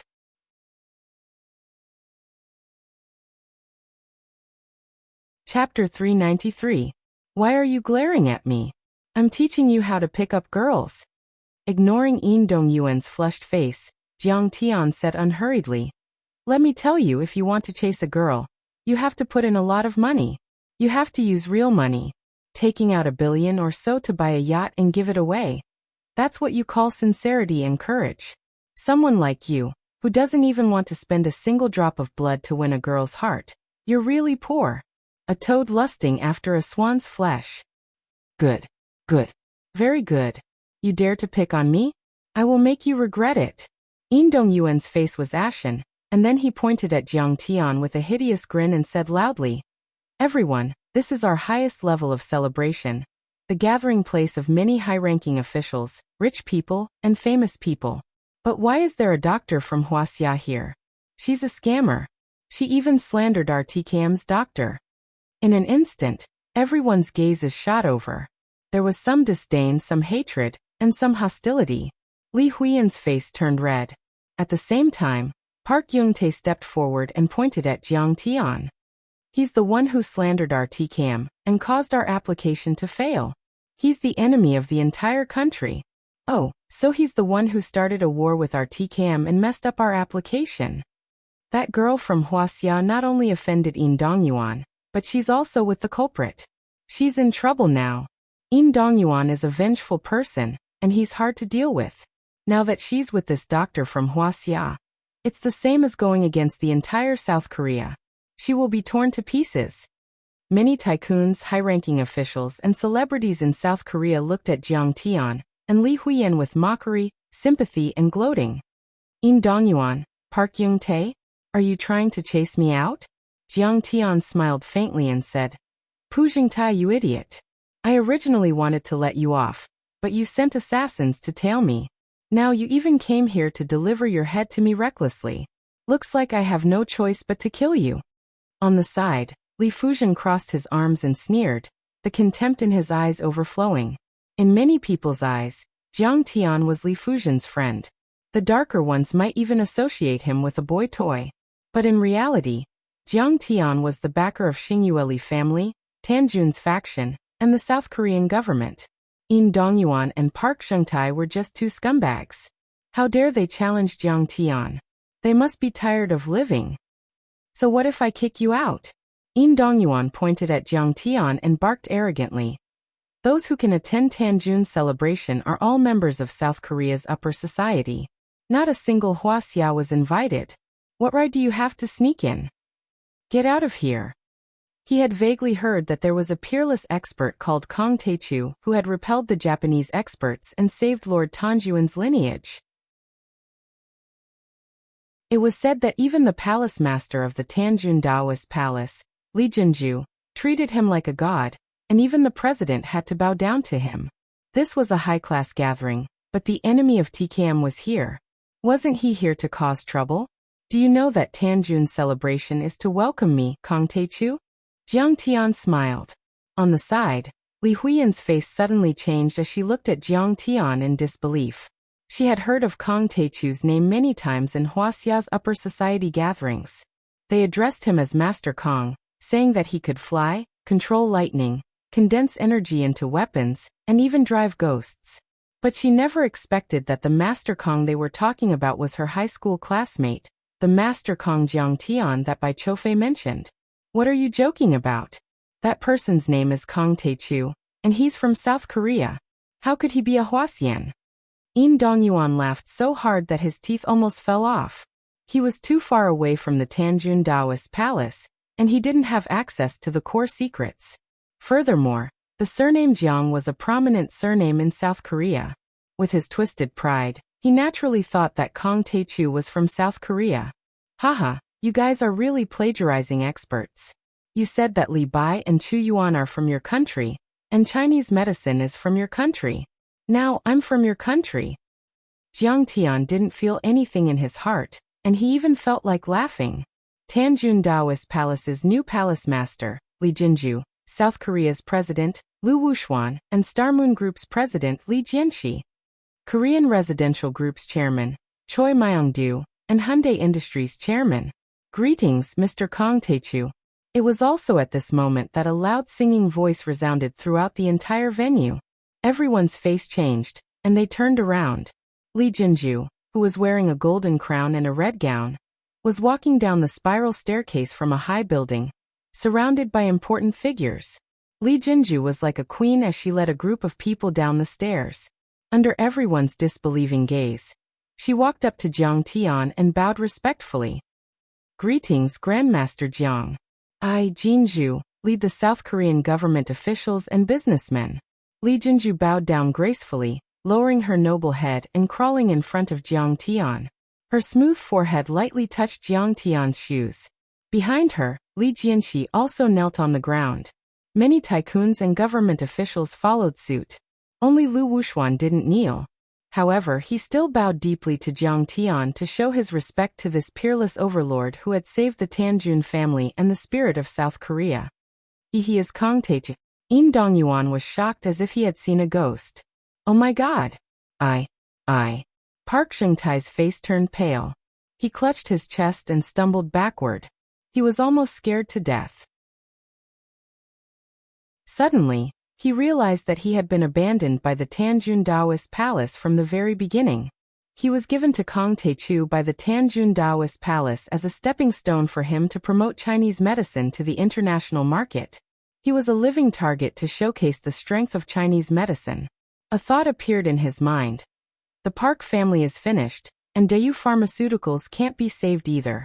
Who is Kang Tae-chu? In Digwe asked the tycoon beside him in confusion. No one answered him.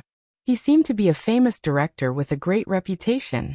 However, he was only the head of an opera troupe in the upper-class society. He was not worth mentioning. Moreover, they knew that this person had offended Kang Tae-chu, and his career as an artist was about to end. Alright Jinju, get up. Jiang Tian helped Lee Jinju to her feet, and Lee Jinju held his arm as they walked upstairs. When they walked past Park Sheng-tai and In Dongyuan, Jiang Tian said calmly, "Those two are not allowed to appear in South Korea." Then he walked past them and continued walking. Many high-ranking officials and tycoons looked at the two of them sympathetically. They knew that the two of them and their families were finished. The Chue family of Korea and the Zheng family of Hyundai Industries had received the news before the banquet, because they were close to Li Jianxi. That was why Zheng Chuha and Chue Juanxi avoided them. However, the Park family and the In family did not receive any news. They did not even have the right to talk to Jiang Tian. Jiang Tian was the backer of the Tanjun family. Even the South Korean government needed his help. That was because Tan Yung's faction was the only superpower in South Korea. Now that it had fallen, many of its officials and tycoons were exposed to the claws of the world's superpowers. Only Jiang Tiankai could protect him. The current Jiang Tian could annihilate Pu Jingtai's family and In family with a single sentence, let alone just killing two people. When they arrived at the second-floor banquet hall, Lu Wuxuan raised his wine glass and proposed a toast to Jiang Tian. Mr. Jiang, thank you for saving the Tanjun family and teaching the palace lord of the Dao Palace a peerless skill. Let me propose a toast to the great Mr. Jiang. A toast to the great Mr. Jiang. All the members of the South Korean upper-class society raised their glasses and toasted Jiang Tian. Beside him, Li Huiyan was shocked. The president of South Korea, the head of the Xingyueli family, the chairman of Hyundai Industries, the president of Hyundai Industries. Why are they all so respectful to him? Because he is a godlike man. Li Jianxi said slowly. Kang Tae-chu had become a force to be reckoned with. He alone could suppress an entire country. Superpowers like the United States, Japan, Russia, and the European Union might not be afraid of Kang Tae-chu, but small countries like South Korea and Singapore could only rely on Kang Tae-chu. Mr. Li is right. Mr. Jiang is the savior of all South Koreans. He is the hero of South Korea. The people around him nodded in agreement. Li Huiyan couldn't believe what she was seeing. But she knew she had made the right choice today. She might finally be qualified to ride on Jiang Tian's coattails. In the next few days, Li Huiyan felt Jiang Tian's power. He was like a god. Yi Ziwei didn't speak Korean well, and Shen Mange didn't understand Korean at all. Li Huiyan, on the other hand, had learned Korean in order to enter the South Korean entertainment industry. So, she acted as the translator during the process of taking over Daewoo Pharmaceutical. All the departments in South Korea cooperated with Yi Ziwei. The chiefs, secretaries, chairmen, and CEOs were like subordinates greeting their superiors when they see Yi Ziwei and the rest. In just 3 days, Medicine King Group took over all the shares of Park Chung-tae's family. The head of the family that In Dongyuan belonged to also led In Dongyuan, and the senior management of Letian Film and Entertainment Group to apologize to Li Huiyan.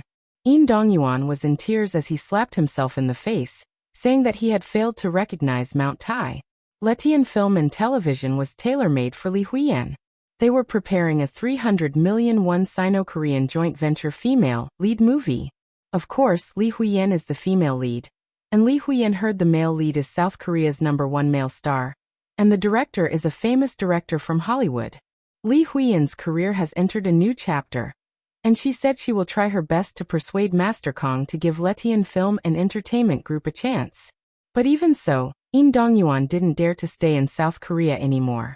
He left for France and went to an art school to study film. Actually, it was to avoid Jiang Tian.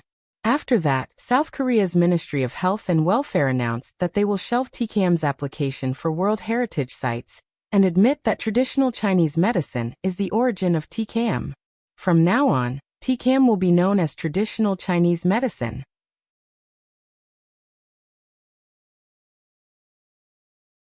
Chapter 394.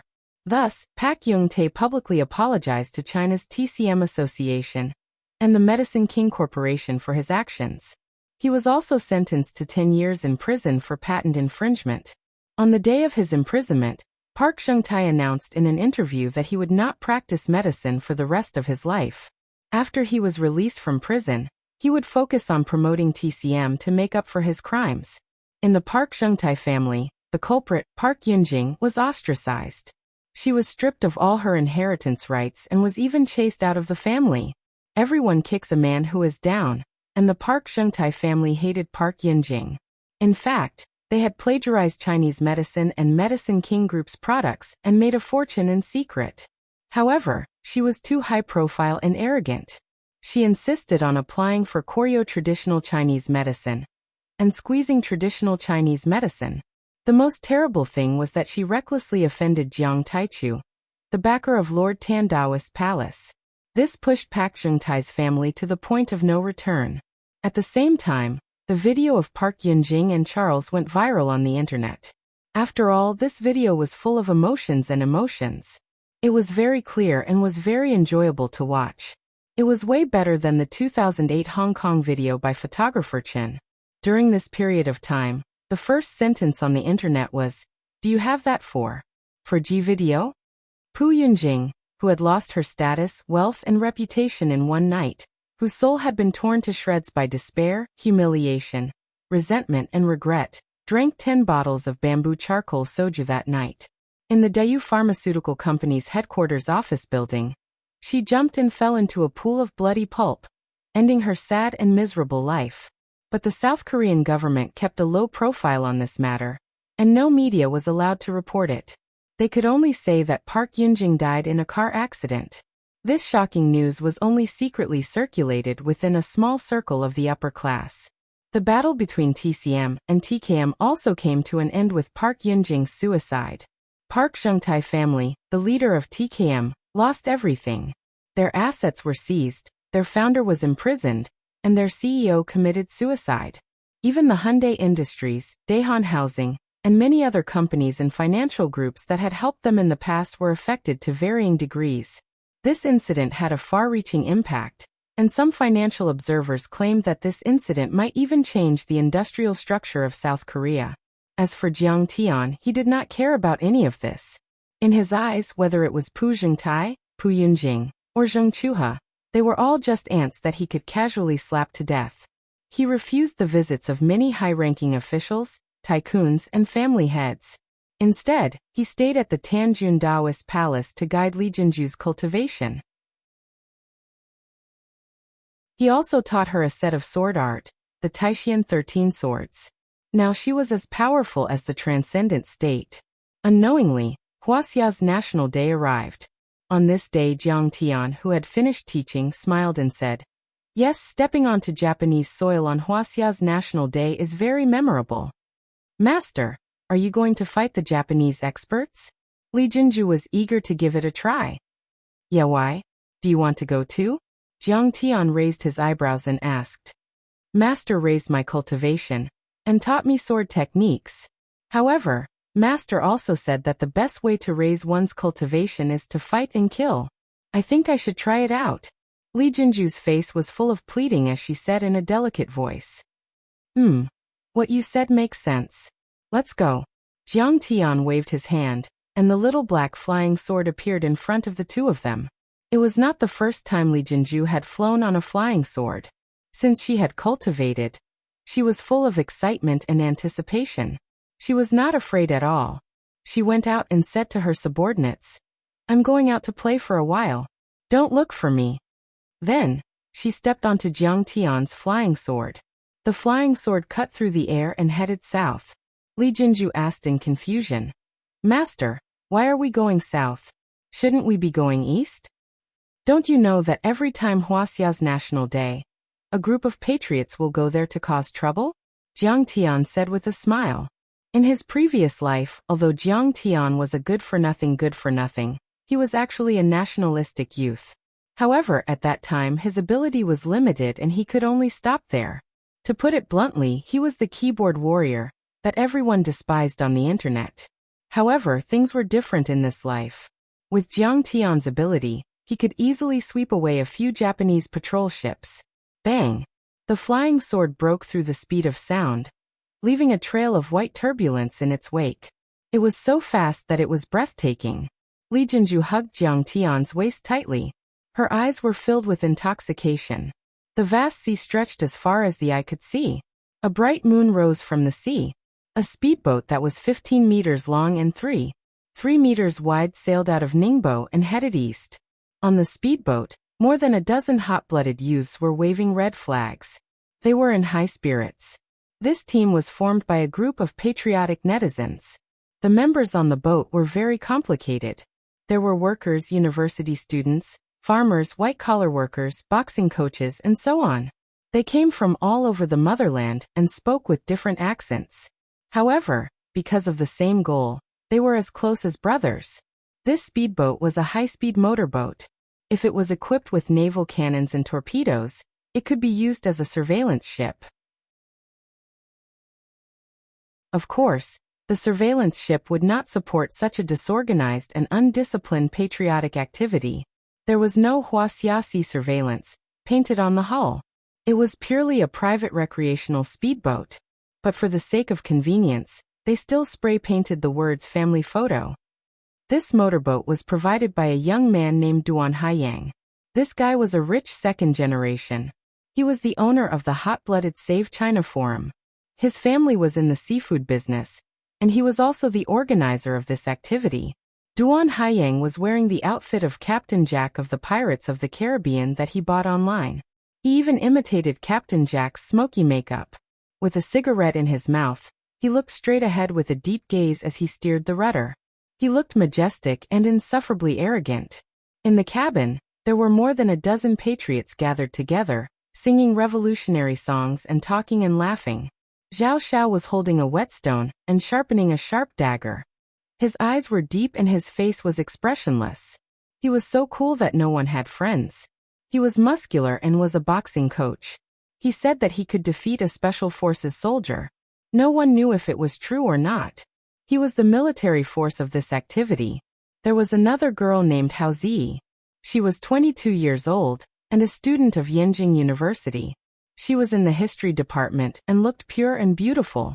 She was the contact person. and was also in charge of everyone's logistics. Netizens gathered from all over the country, and she was in charge of contacting them. There was another boy who led everyone to sing. His name was Emogu. He was a student of Beijing Normal University's Music Education College. He was 1.8 meters tall and handsome. He had participated in the Super Voice talent show. Although he was stopped in the top 50 in the country, and did not win the championship, he had captured a lot of fans.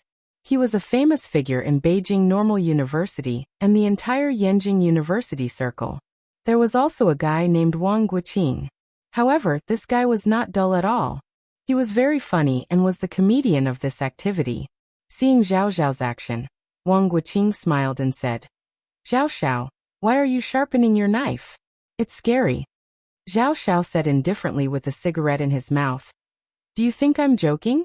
If I meet those Japanese, I will definitely kill one or two of them." "Damn, you're serious." Wang Guqing smiled and said, "Under normal circumstances, we will circle around the island and go home. If you want to be more arrogant, we will land on the island, plant the flag, announce our sovereignty, record a video and go home."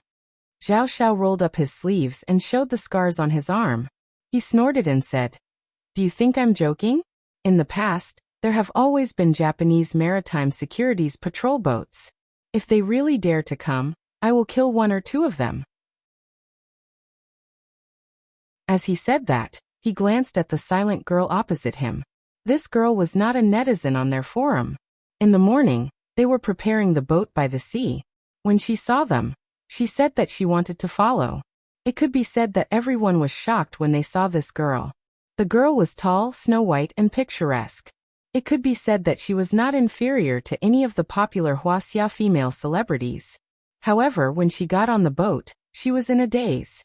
Wang Guqing asked her about her background. Emogu also asked everyone to make her sing.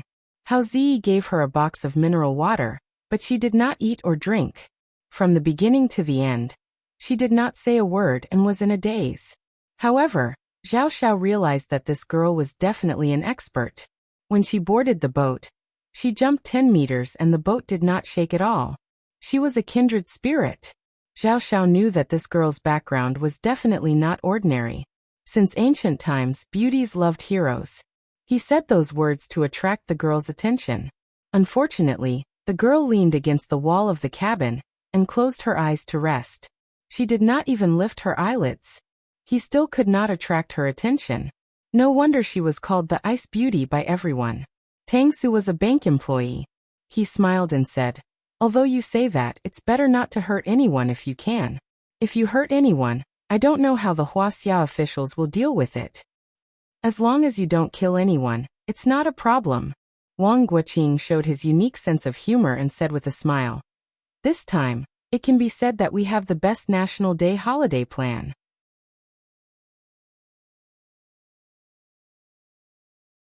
Chapter 395. Boom. Everyone burst into laughter. Wang Guqing, it's a waste of your talent if you don't go to Diyun Society. Tang Su smiled. Wang Guqing chuckled. I'm not wrong. Traveling between 2 countries and 3 places, without spending a single cent is natural and pollution-free. It's also very meaningful. Don't you think so? As he spoke, he glanced at the Ice Beauty beside him. The Ice Beauty opened her eyes this time, but she was playing with her phone. She seemed to be paying attention to the news of TKM's application. Wang Guqing thought to himself, I can tell that she's a patriotic youth, but why doesn't she get along well with everyone? I think that protecting fishing is a way to arouse the people's patriotism. Most importantly, we have to bring this spirit of protecting fishing and patriotism into all aspects of our lives. Emogu said with a solemn expression. We have to boycott Japanese goods and reduce tourism to Japan.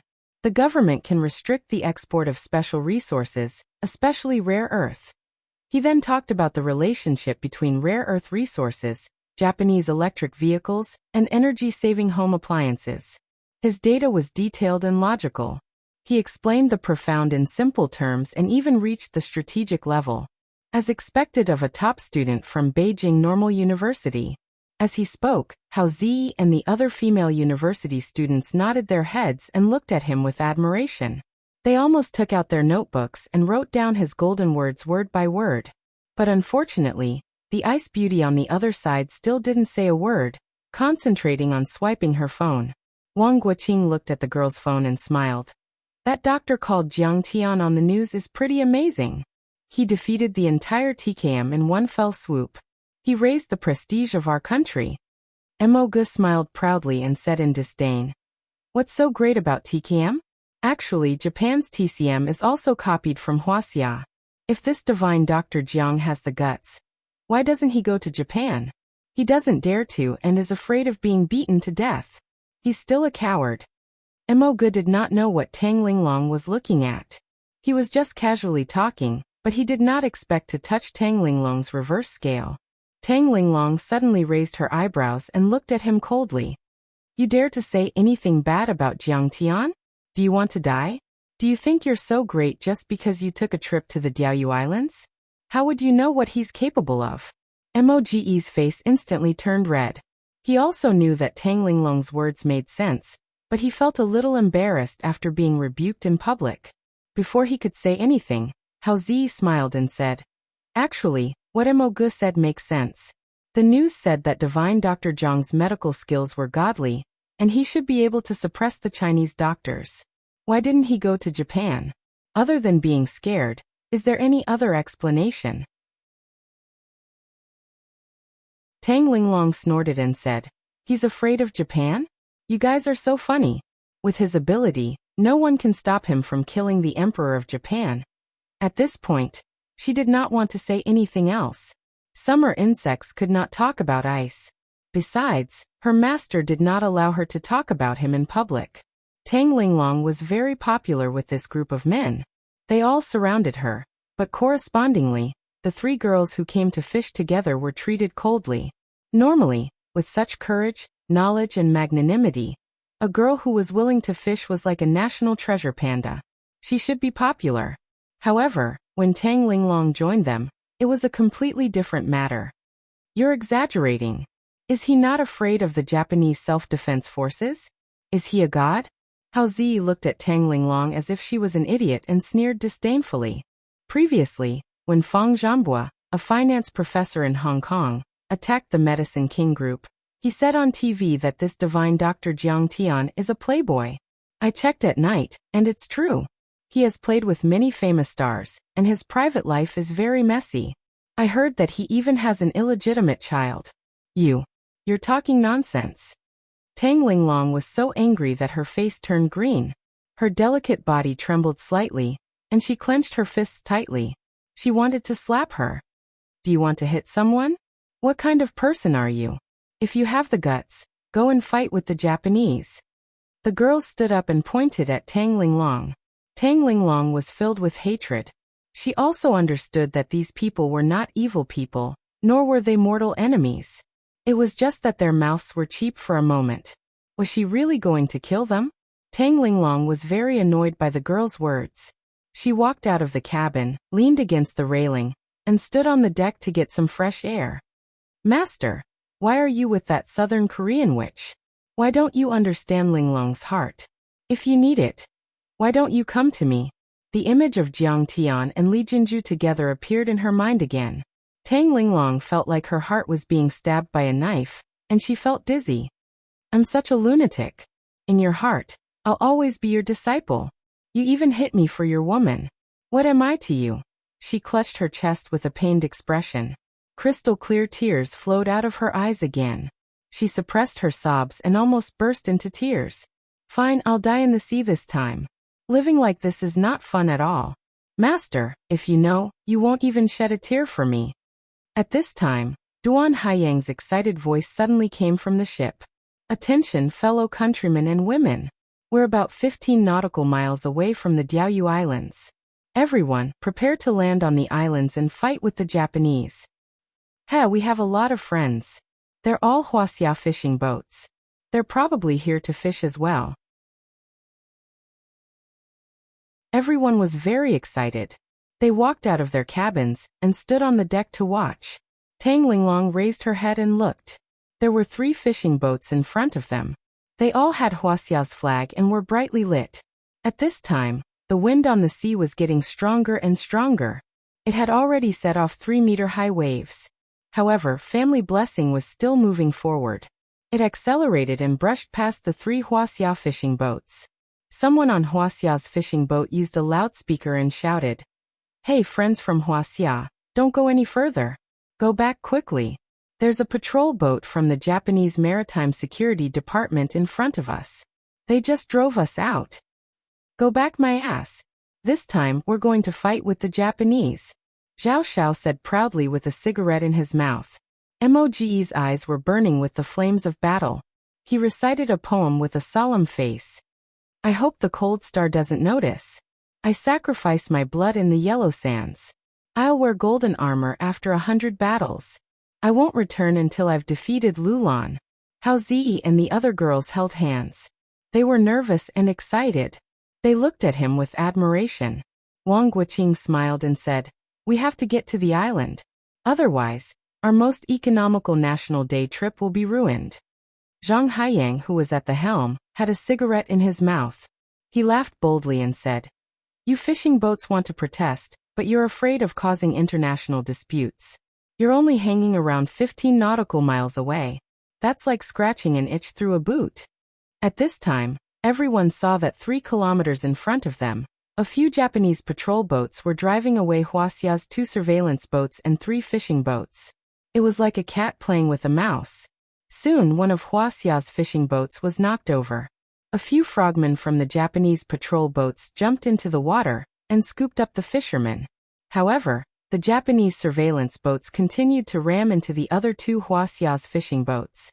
They almost capsized several times. As for Wuxia's surveillance boats, they were too small compared to the other party. They could not be of much use even if they wanted to protect them. They were completely useless. For a moment, everyone felt a little scared. Fuck, they're so ruthless. They even sank Wuxia's fishing boats. Maybe the fishermen will drown. Are these the surveillance boats of the Japanese Maritime Security Agency? Only Tang Linglong's eyes were burning with fighting spirit. Moge's face was ashen. He quickly put on a life jacket. The others also followed suit. The Japanese patrol boats were more than 10 meters above the sea. What did 10 meters mean?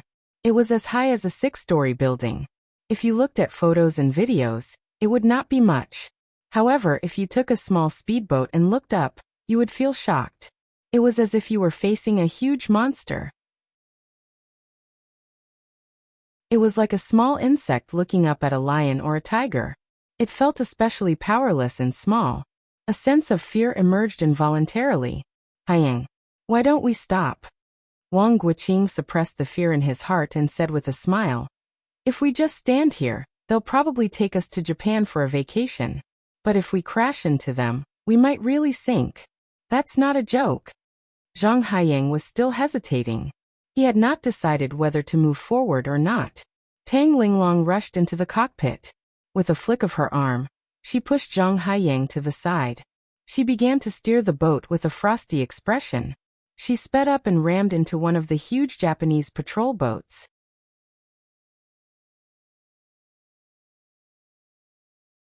Chapter 396.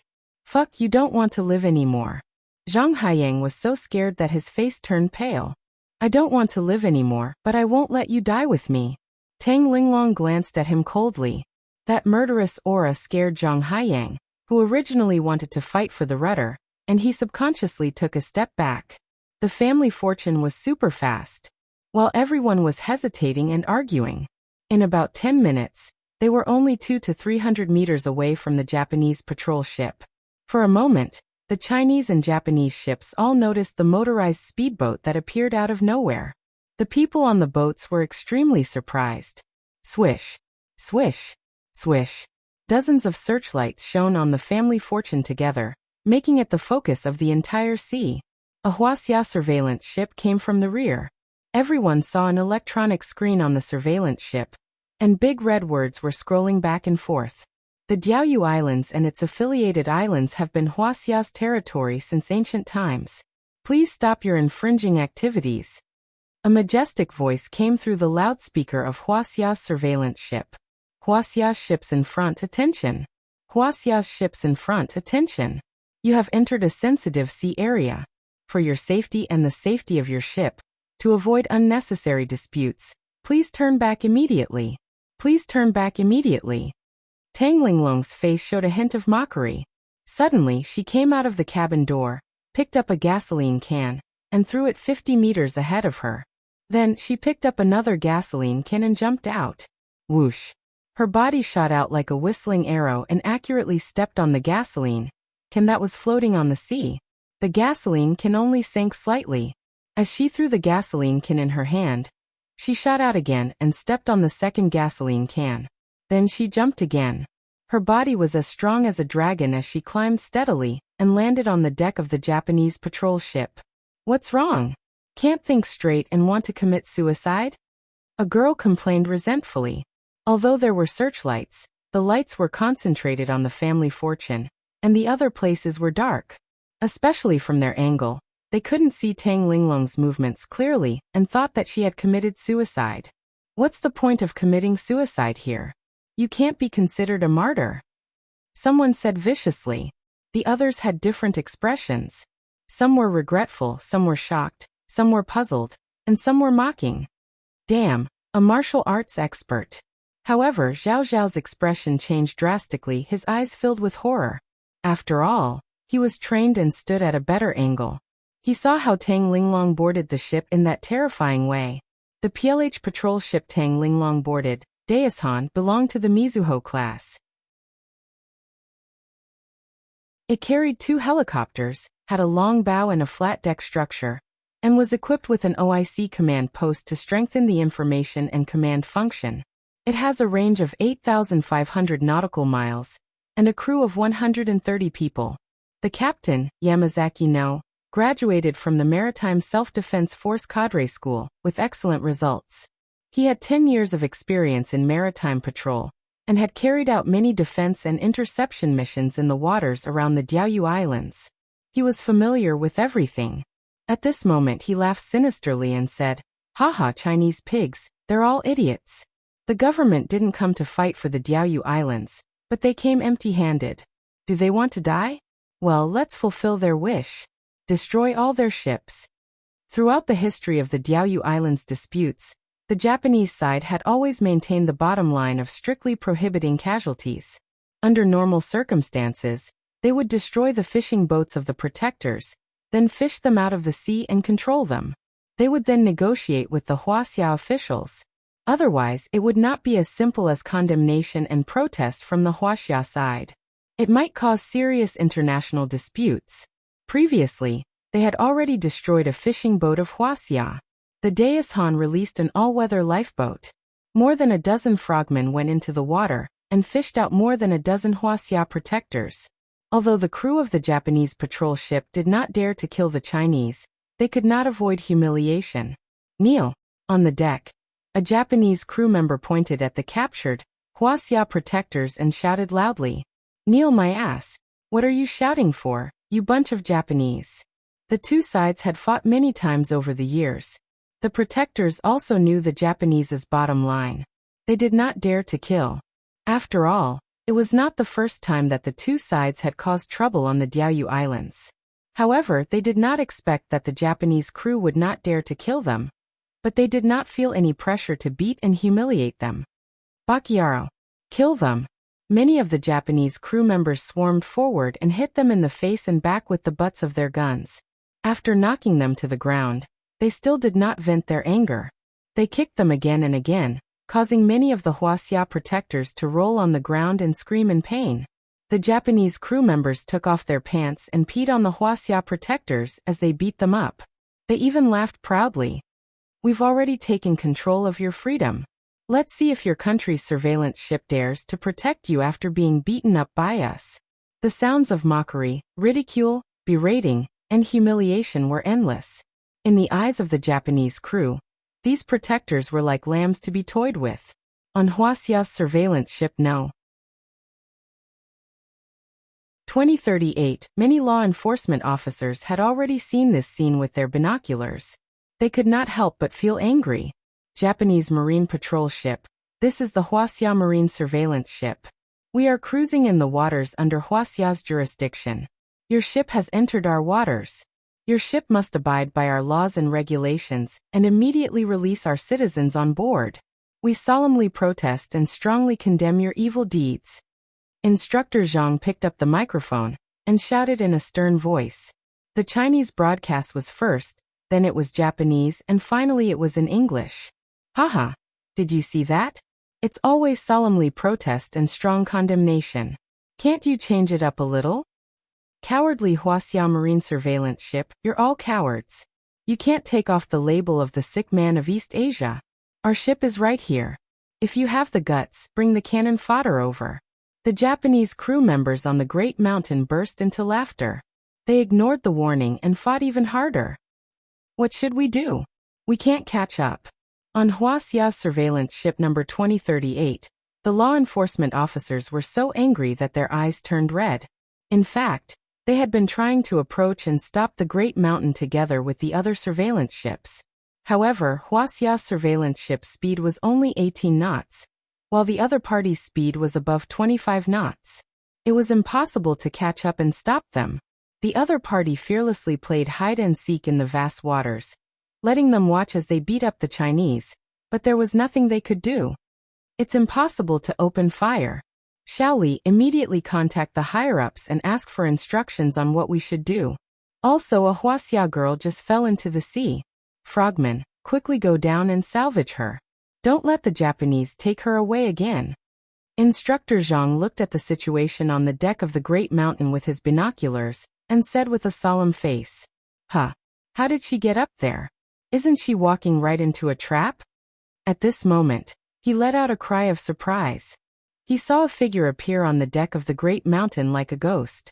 This girl was Tang Linglong. Then, a scene that shocked Instructor Zhang even more happened.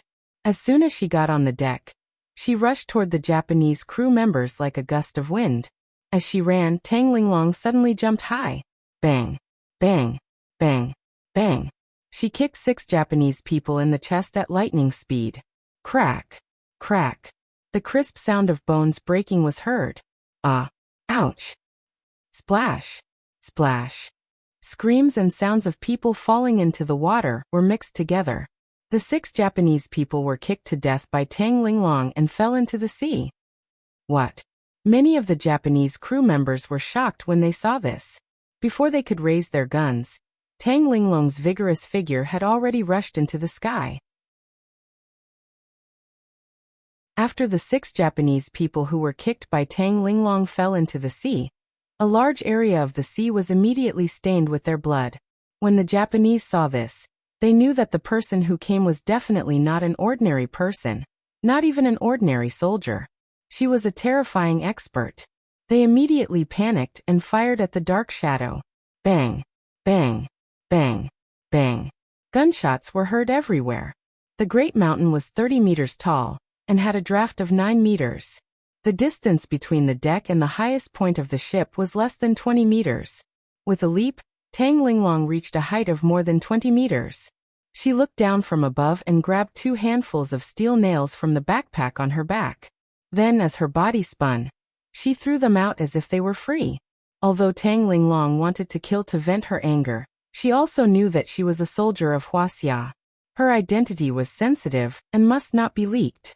She could not use the weapons provided by the Wuxia military, because it could easily cause a military conflict if she passed the ballistic test. Therefore, she wore a black mask and used a cold weapon. Whoosh! Whoosh! Whoosh! More than 20 steel nails shot out at a speed no slower than bullets. She was already at the early stage of chi refining.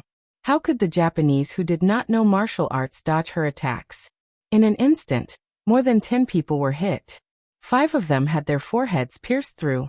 They were sent flying a few meters away and died instantly. Some of them even had their heads blown off. Some of them were shot in the heart. They struggled for a while before they died. Some of them were shot in the thighs and arms. All of them dropped their guns and rolled on the ground, screaming in pain. Blood instantly stained the deck red. Fuck. Heroine. She's so cool. She jumped more than 10 meters high. Is she still human? Awesome. I can hold my head up high. We should kill those Japanese and let them know that Huaxia's territory is not that easy to invade. The rescued Chinese looked at Tang Linglong with gratitude and admiration, as if they had seen a goddess. Tang Linglong glanced at them and said calmly, "Stop watching the show. Quickly put on your life jackets and jump into the sea. Swim toward Huaxia's surveillance ship." Okay. We'll go now. Take care, heroine. Many Huaxia people quickly jumped into the sea and swam toward Huaxia's surveillance ship. The situation was different now. There was bloodshed. Originally, it was just a bluff to show off their country's prestige. Now it had turned into a life-and-death battle. They were just ordinary people who did not even know how to shoot. Although they were hot-blooded, they understood that they could not help at all if they stayed.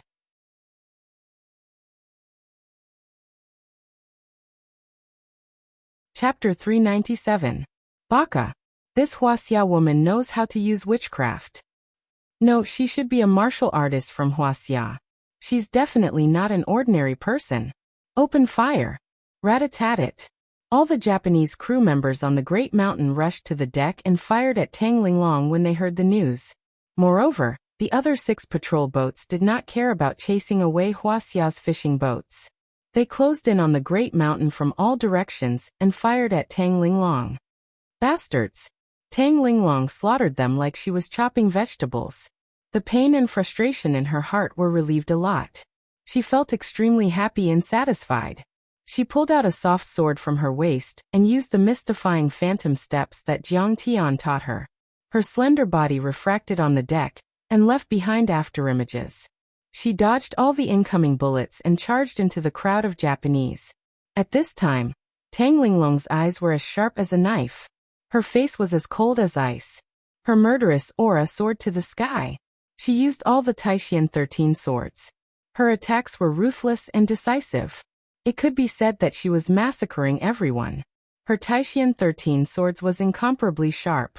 Like chopping vegetables, the East Asian people were beheaded one after another. Sometimes she would use the Howren body tempering arts punches and kicks. With each punch and kick, the East Asian people would definitely die. In just a few minutes, Tang Linglong had killed more than 80 people. The deck was already stained with blood. The sea around the Great Mountain was like boiling dumplings. More than 20 bodies floated in the sea. The scene was extremely bloody. "Instructor Zhang, I think I heard gunshots. It's not good. They won't kill the Chinese, right?" The Marine surveillance officer called Shaoli said with a pale face. After a chase, Marine surveillance ship 2038 was now less than 300 meters away from the Great Mountain. He could clearly hear the gunshots. "Then it's serious. Let's open fire." The other Marine surveillance officers also frowned and looked solemn.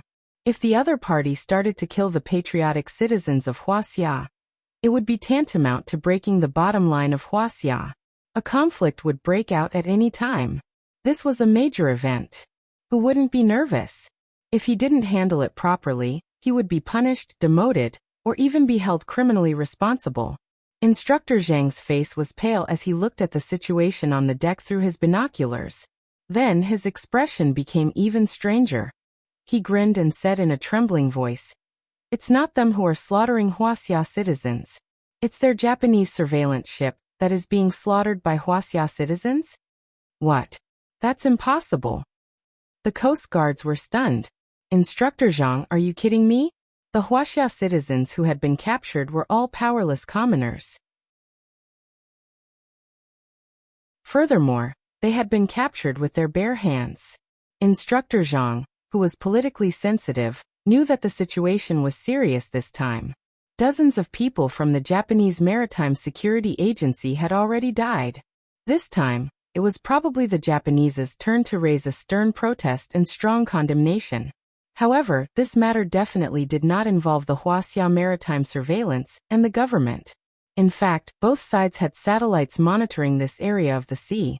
From the beginning to the end, Huaxia's naval surveillance team did not fire a single shot. If you were killed, who could you blame? Instructor Zhang could not give any explanation. Today's incident would definitely be listed as top secret after this. He picked up the microphone and ordered sternly, "Everyone listen up. From now on, no one is allowed to fire a single shot. All Wuxia surveillance ships are to retreat 15 nautical miles from the Diaoyu Islands. Do not approach the Japanese ships. Fuck you, I actually got shot. Tang Linglong, who was in the middle of the battle, suddenly trembled. She gritted her teeth and cursed angrily. Her shoulder was stained with blood. Although she was already at the chi refinement stage and could block bullets, however, the enemy's 6 patrol ships surrounded the Great Mountain so tightly that not even a drop of water could escape. Hundreds of guns were fired at the same time. Her chi refinement was not at the level where she could withstand continuous shots. However, Tang Linglong had already killed more than 100 crew members on the Great Mountain. She quickly rushed into the cabin, bandaged her wounds, and rushed all the way to the cockpit. How is this possible? Yamazaki Ino had just experienced the most terrifying scene in his life. His face was pale and his legs were trembling. He saw from the surveillance camera that the terrifying woman was pushing her way through. His comrades fell one after another. None of them could withstand a single blow. The scariest thing was that the woman walked as if she was flying. Her body was like a ghost.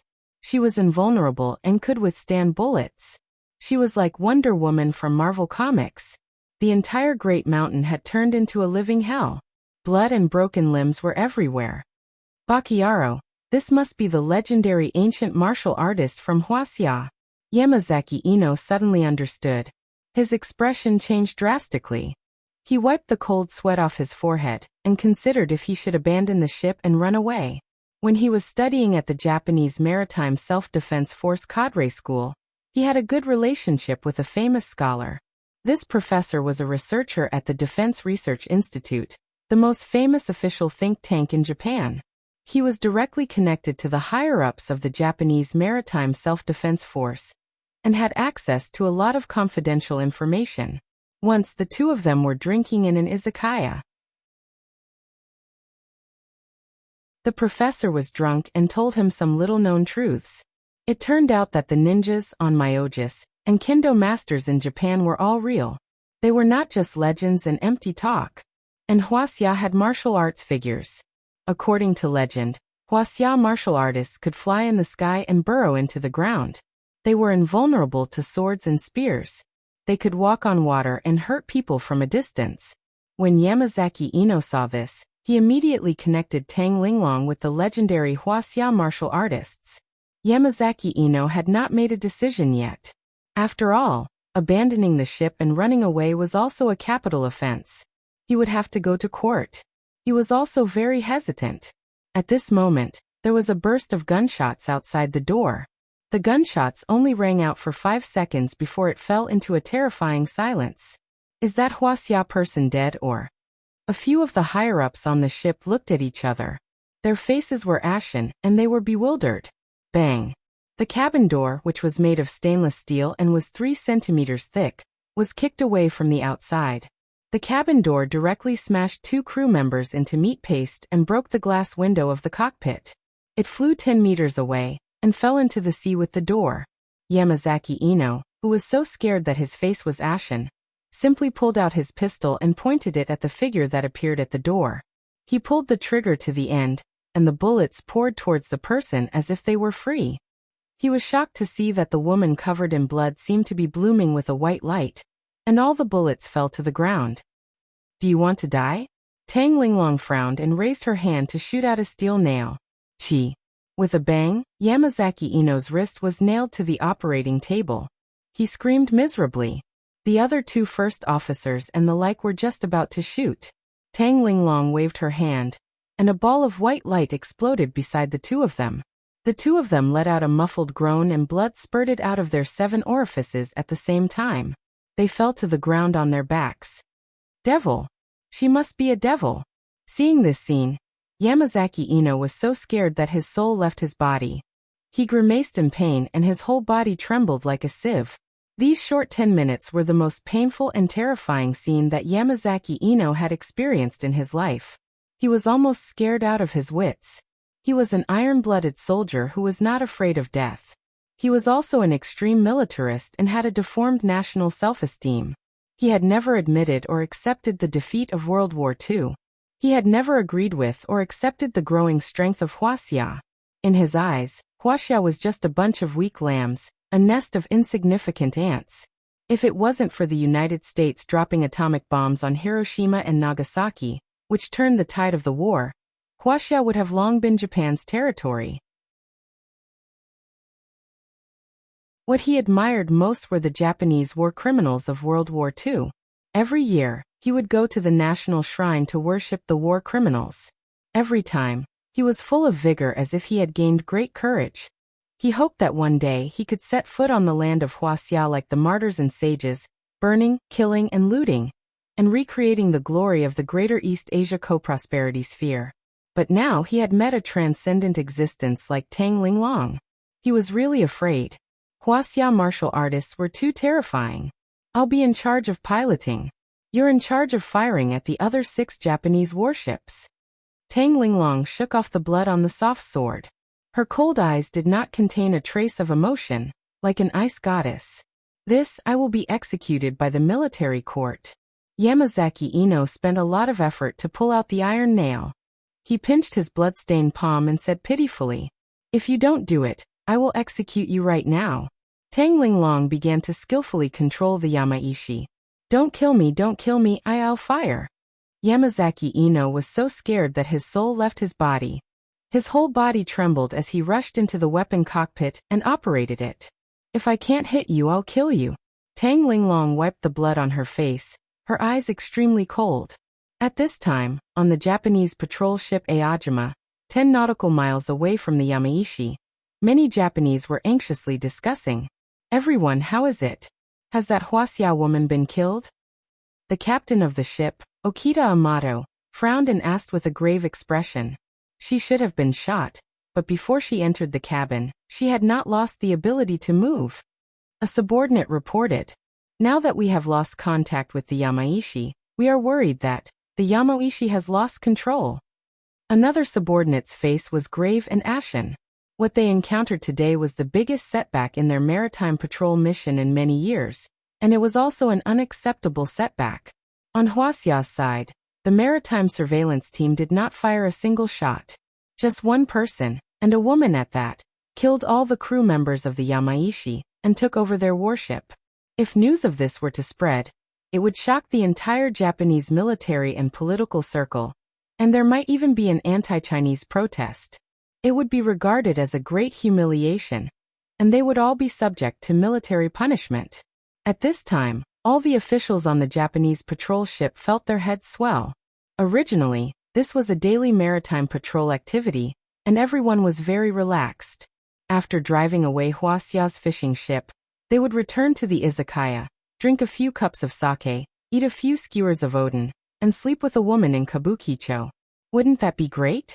Who would have thought that such an extreme situation would occur? Hundreds of people died, and a warship was taken away. It was really unexpected. "Everyone, what should we do?" The captain of Aojima Amato looked around with a grave expression, feeling that his heart was about to jump out of his throat.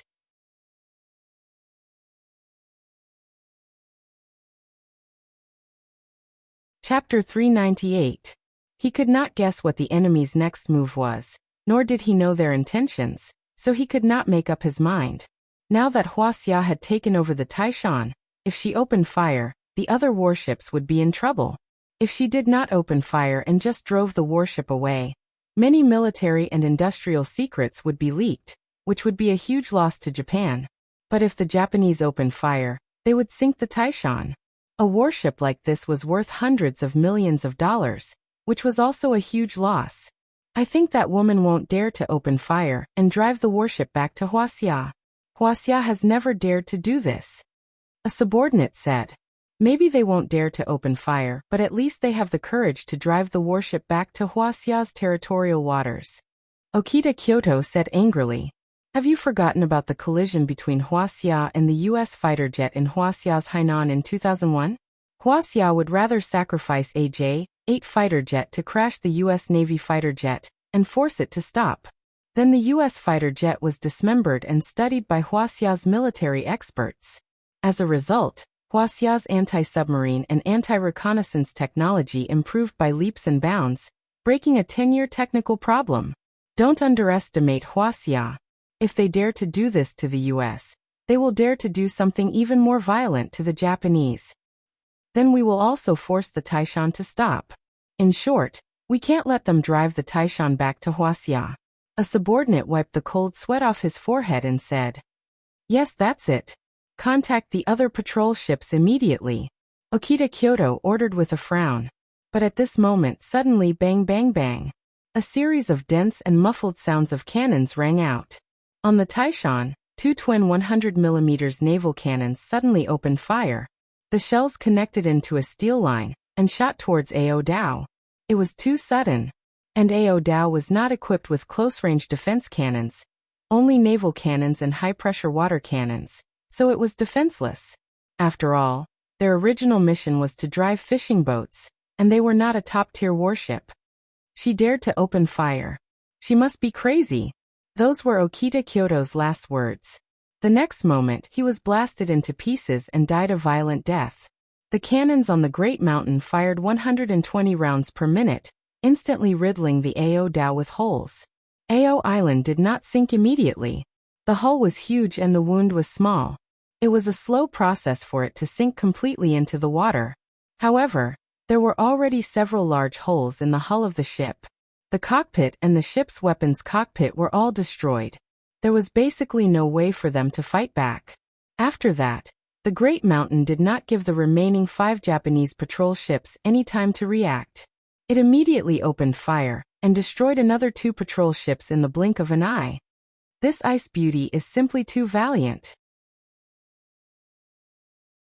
On the family blessing, many patriots who were fishing for their country were dumbfounded.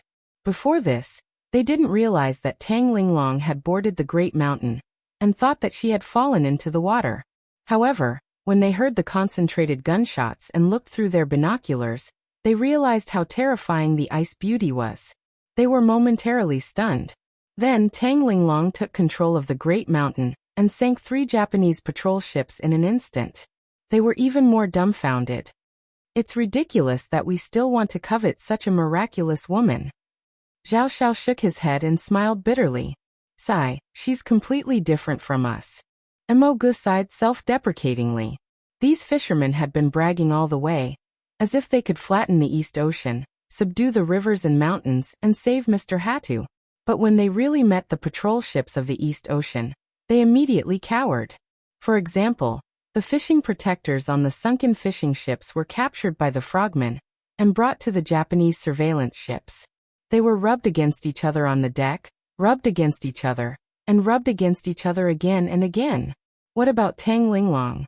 1 person, 1 sword, and 1 steel nail bag. She killed hundreds of crew members on the Great Mountain. She even stole the Great Mountain and sank 3 Japanese patrol ships. Compared to her feat, Mo Gu felt that their fishing protectors were just playing house. It was not even worth mentioning. Such courage, such skills. Teske. No wonder she doesn't care about us. If I were her, I wouldn't care about us either. Wang Guoqing exclaimed in amazement. He was ashamed of his inferiority. Hao Ziyi and the other girls were speechless. They were dumbfounded. And there was only respect and shock left on their faces. Fire. All of you open fire. Sink the Great Mountain. Finally, the other 3 Japanese patrol ships reacted. The Wuxia on the Great Mountain was determined to perish together with the enemy. If they did not attack now, were they going to wait for the enemy to attack them? Moreover, they were not afraid anymore. Even if they wanted to settle the score, the Japanese would not be afraid. After all, the Great Mountain was a Japanese warship. If they attacked their own country's patrol ship, Wuxia would not be able to find fault with them. For a moment, the other 3 patrol ships surrounded the Great Mountain and fired wildly. Torpedoes, cannons, and thousands of cannons were fired at the same time. Neither side had close-range cannons. They were like heavyweight boxers who only attacked and did not defend. It was a competition of who could hit faster and harder, who could take a beating, and who would sink first. The Great Mountain had the upper hand. However, the other 3 Japanese patrol ships had the advantage in numbers. In an instant, the Great Mountain was forced into a passive position. Bang! Bang! Bang! After being hit by dozens of cannonballs in a row, the Great Mountain's weapon cockpit was shattered. Yamazaki no was also killed. Then, the cockpit was also hit by a cannonball. Tang Linglong was covered in blood and flew out. It's over. That Wuxia girl is injured. On Wuxia's surveillance ship 2038, Instructor Zhang stood up abruptly and threw down his binoculars. His expression was grave. What should we do? We can't let the Japanese kill her, right? That's right, Instructor Zhang. No matter what, she's still a descendant of the Yellow Emperor and a patriot. We can't let her bleed and cry, right? That's right. She's so patriotic, but she was buried in the sea and fed to the fishes. We can't just stand by and watch. Many of the maritime police officers looked pained and indignant. They clenched their fists tightly and suggested at the same time. When a general is outside, he won't obey military orders. Instructor Zhang's eyes were filled with tears. His blood was ignited by Tang Linglong's actions. He roared loudly, "All surveillance ships, move forward at full speed and protect the Great Mountain. We can't let this girl die." The higher-ups' orders forbade firing, but there was only one way to protect the girl. That was to use Wuxia's surveillance ships as meat shields and guards for the Great Mountain. They had to protect the girl and let her get off the ship and board Wuxia's ship. However, Instructor Zhang also knew that it was very troublesome now. They were now a few nautical miles away from the Japanese patrol ships. Their speed was only about 10 knots. It would take them more than 10 to 20 minutes to reach their destination at full speed. But after a few minutes, Instructor Zhang's expression changed drastically. He frowned and said in disbelief, "The Great Mountain is moving again. It's colliding with the Crimson Stone. What does she want to do?" Tang Linglong was covered in wounds from the explosion. She looked like a bloody gourd. Her right calf was even fractured. She felt dizzy and her ears were ringing. She couldn't hear anything. She had used her protective wind when the cannonball hit. Otherwise, she would have died long ago. "Master, am I going to die?" Tang Linglong felt dizzy. She had lost too much blood and felt extremely weak. Her whole body was burning with pain. "It's really good. It seems that when my body hurts, my heart doesn't hurt so much." Tang Linglong wiped the blood and tears on her face and limped to her feet. She went to the control panel, steered the rudder, and headed toward the nearest Crimson Stone. It quickly crashed over. "Master, I hope I can meet you sooner in the next life." Tang Linglong endured the severe pain. She gritted her teeth and large drops of tears oozed out of her beautiful eyes. Her hands quickly steered the rudder. The speed of the Great Mountain increased steadily and soon reached 25 knots. It moved forward at full speed and rampaged forward. 1 knot was 1 nautical mile per hour. The Great Mountain was now only 3 nautical miles away from the Crimson Stone. It would only take a few minutes for the Great Mountain to collide with the Crimson Stone. She wants to crash into it. Instructor Zhang on the surveillance ship 2038 was also dumbfounded when he saw this scene. His eyes were about to pop out of their sockets. No, it's too late. The Crimson Stone and other warships are firing continuously. The Great Mountain is about to sink. Someone sighed in a trembling voice. "Hero, women are not inferior to men. We are really ashamed." Many Coast Guards couldn't stop trembling. They took off their hats and saluted the ship where Tang Linglong was. Their eyes were slightly red, and some even had tears streaming down their faces. "We joined the army to protect our country. We have long put aside life and death. Today's matter will only result in death." In the past, Deng Shichong of the Beiyang Navy was in the middle of the Japanese Sea in the Jiawu Kingdom. Amidst the dazzling clouds, the weather suddenly changed, and he single-handedly defeated the entire navy.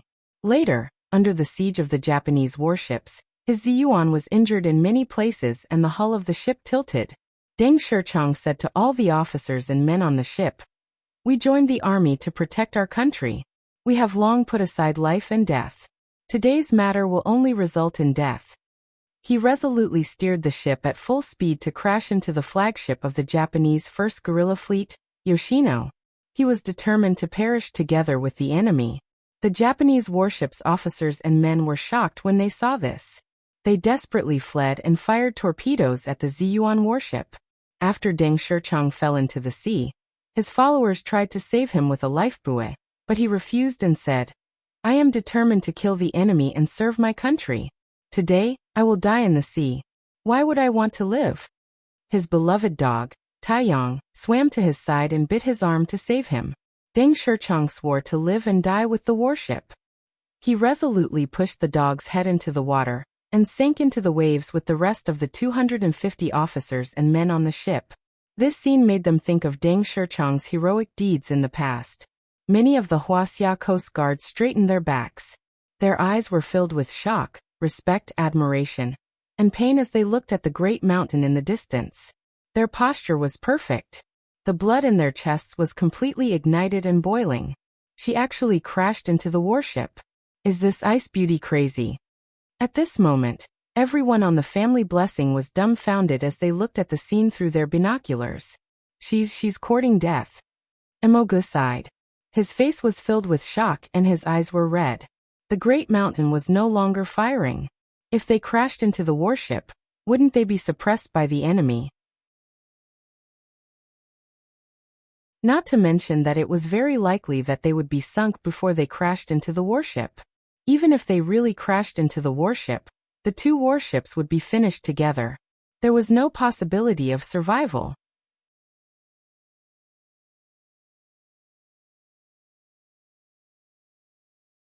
Chapter 399. Duan Haiyang puffed out a mouthful of smoke and said solemnly, "She's courting death. Didn't you see that she didn't say a word along the way? I even saw her cry. She must have encountered some obstacle that she can't get over. But this kind of girl is so skilled and beautiful.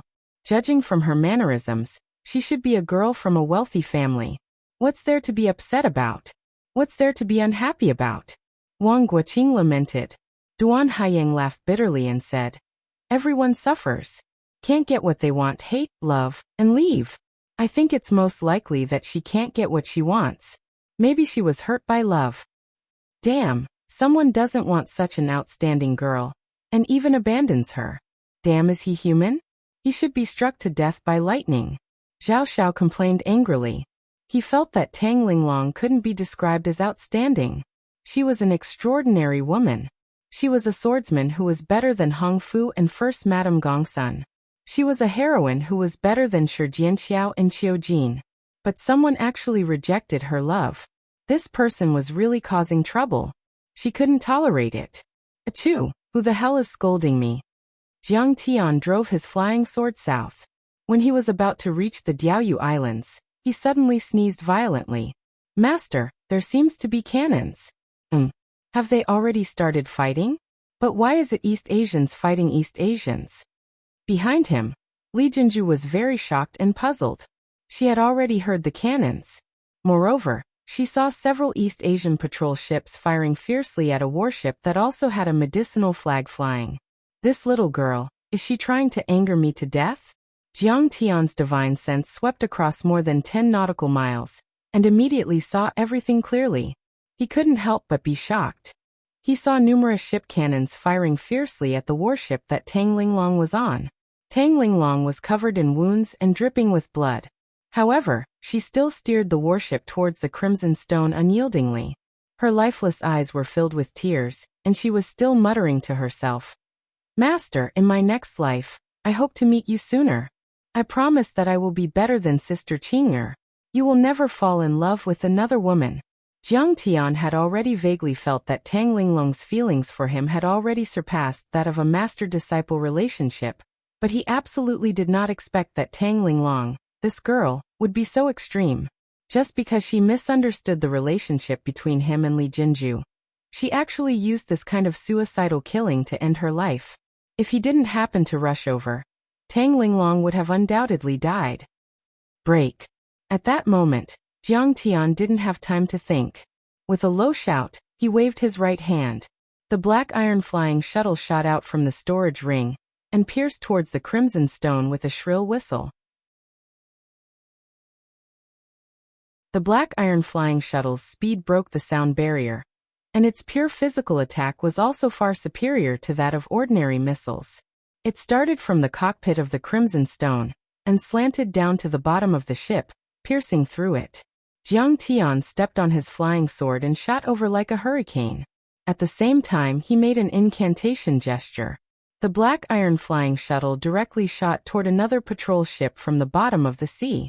Like a torpedo, it pierced through the second warship with a clang. For the maximum speed of Little Black's flying sword, a dozen nautical miles was only a matter of a breath. Jiang Tian quickly came to the sky above this sea area, and directly threw out 6 or 7 5-thunder jade talismans as if they were free. Boom! Boom! Ball-shaped lightning seemed to burst out from the cockpits and the weapons cockpits of the 3 Japanese cruisers. The lightning as thick as a thumb danced wildly like silver snakes, smashing all the Japanese crew members and the weapons systems of the information and command system into pieces. At this time, Tang Linglong had not noticed anything unusual. This kind of pure physical attack did not cause any earth-shattering explosions, so the commotion was relatively small. She continued to drive the big hill toward the slightly tilted Crimson Stone. The 2 patrol ships were only a few meters away from each other. At this time in the messy cockpit, Tang Linglong, who was covered in blood, let go of the rudder and slid into the seat. She felt very tired, very tired. She had lost an astonishing amount of blood. If it were not for the fact that she was hanging on by one breath, she would have died long ago. She slowly closed her eyes. Her heart was filled with despair, but also extremely calm. She murmured weakly, "It's great. I'm finally free." "Stupid girl. Do you want to die?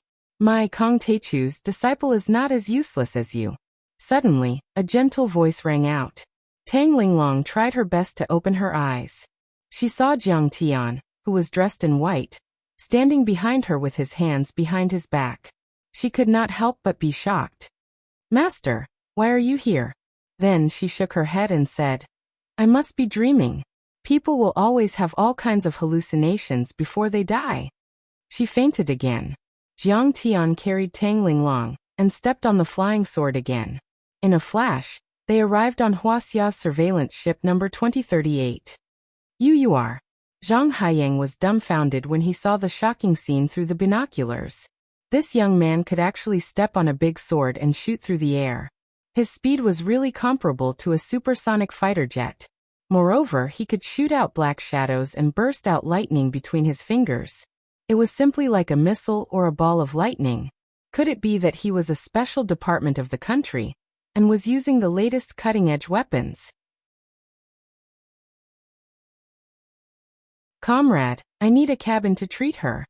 Jiang Tian's expression was very serious. Tang Linglong was seriously injured and could not wait any longer. "Please, we have a doctor on board here. Do you need help?" Zhang Haiyang hurriedly said. Whether it was Jiang Tian or Tang Linglong, he was full of admiration. They were heroes, great heroes. "No, I know medicine." Jiang Tian entered a cabin and quickly laid Tang Linglong flat on a camp bed. He closed the cabin door and began the treatment. Jiang Tian was busy for half an hour and finally cured Tang Linglong. His first thought was to take Tang Linglong and Li Jinju away. Tang Linglong was different from him. Her identity was sensitive. This matter had been blown out of proportion. She would definitely be disciplined. But before he could leave, Yi Zhantian and Tang Hongtu boarded the surveillance ship together. It turned out that there was a video surveillance on the ship. Tang Linglong's identity had been screened by the military's information system. Her identity was exposed. The situation was very serious. Surveillance ship number 2038 began to return. Its destination was a naval base in Ningbo. What awaited Tang Linglong was severe military punishment. When Tang Linglong woke up again, she saw Tang Hongtu standing in front of her bed, his face full of anger. "Uncle." Tang Linglong was shocked and cried out involuntarily. "You are now the national hero of Wuxia." Tang Hongtu's face was pale and his voice was hoarse.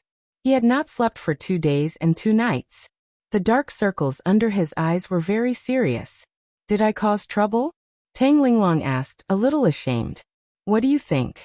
Tang Hongtu said coldly. "You caused a mess and sunk 6 patrol ships in Japan. More than 500 people were killed or injured. The whole of Japan was shaken, and an unprecedented parade broke out." "This?" Tang Linglong propped herself up and leaned against the headboard. She asked in a trembling voice, "Is this serious?" 6 ships, that's not right. I only sank 3 ships. It's more than serious. Do you know how much trouble you have caused the country? Tang Hongtu was too lazy to explain. He pointed at Tang Linglong's nose and shouted angrily. An hour after the incident, the Prime Minister of Japan began a serious negotiation with our country. The Ministry of Foreign Affairs also expressed strong protest and condemnation. They also requested that the culprit be handed over to the Japanese. In addition, we also received secret information that the Japanese Sakura Society announced that they will secretly infiltrate Wuxia and wreak havoc. Blood for blood. You are a soldier. You know that this can be defined as a military operation by the Japanese. Don't you understand the seriousness of this matter? Tang Linglong's face was pale. She already regretted it. At that time, she was in too much pain and impulsive. She only wanted to die, but she did not want to die in vain. She happened to see the family fortune fishing boat and wanted to kill a group of Japanese on the Diaoyu Islands to vent her anger. However, she forgot that she was not an ordinary Wuxia citizen. She was a long-formation warrior, an elite in the Wuxia army. Once this news was exposed, the nature of the matter would completely change. It would change from a civilian operation to an organized and premeditated military operation. It might even cause a war between the two countries. She took a deep breath and said in a deep voice, "Uncle, I know I was wrong. I will bear all the responsibility." How are you going to bear the responsibility? How are you going to bear the responsibility? At this time, a cold and solemn voice was heard. A beautiful woman about 27 or 28 years old pushed the door open and entered. When Tang Hongtu saw the woman enter, he was shocked. He cupped his fists and said, "Greetings, Miss Chun. I didn't expect to alarm you." The woman was tall and handsome. Her face was cold and full of dignity. Even when facing a high-ranking military official like Tang Hongtu, she only nodded slightly. Tang Linglong knew that the woman's status was definitely not ordinary. She frowned and asked, "Who are you?" The woman looked arrogant and did not say anything. Tang Hongtu quickly said, "Linglong, don't be rude. This is a member of Huaxia's Condor team. She's a descendant of the Chun family, one of the 7 major families in Beijing, Chun Xuejiao." Condor team. Tang Linglong was stunned. Her heart skipped a beat. Huaxia's Condor team was a very special and mysterious organization. It was a semi-official organization that was established after the new era. Its members were all from the top influential families in Beijing. Most of them held important positions in Huaxia's key departments. Their influence in the secular world of Wuxia even exceeded that of the Huaxialong formation. However, they also had an ancient martial arts background. Most of their members were sent to those ancient martial arts sects, and even semi-hidden sects and hidden sects to train and gain experience. The Huaxialong formation evolved from the Yellow Flame Iron Brigade during the Republic of China. It had a long history. However, Huaxia's Condor team had the support of the martial arts sects and hidden sections. Although they were very young, their cultivation level was very high.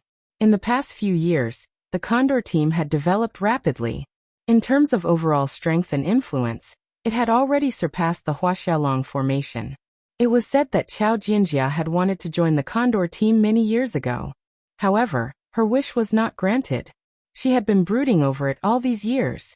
Yi Zhantian had also sent his daughter, Yi Karen, to the Condor team to gain experience instead of joining the Long formation that he was personally in charge of. It was clear that the Condor team was a high-end organization. It seems that the little girl from the Tang family is quite knowledgeable. She even knows about the Condor team. Chun Xuejiao crossed her arms and raised her chin arrogantly. She snorted coldly and reprimanded. "But you're too ignorant and reckless to make a move against the Japanese. You're simply a retard. You destroyed the Japanese patrol ships by force and launched a military operation without authorization. This has seriously affected Huaxia's diplomatic strategy. Do you think that you can make the people of Wuxia feel grateful to you? Bullshit. Now you've caused a lot of trouble and put the Wuxia officials in a difficult position. Do you know that?"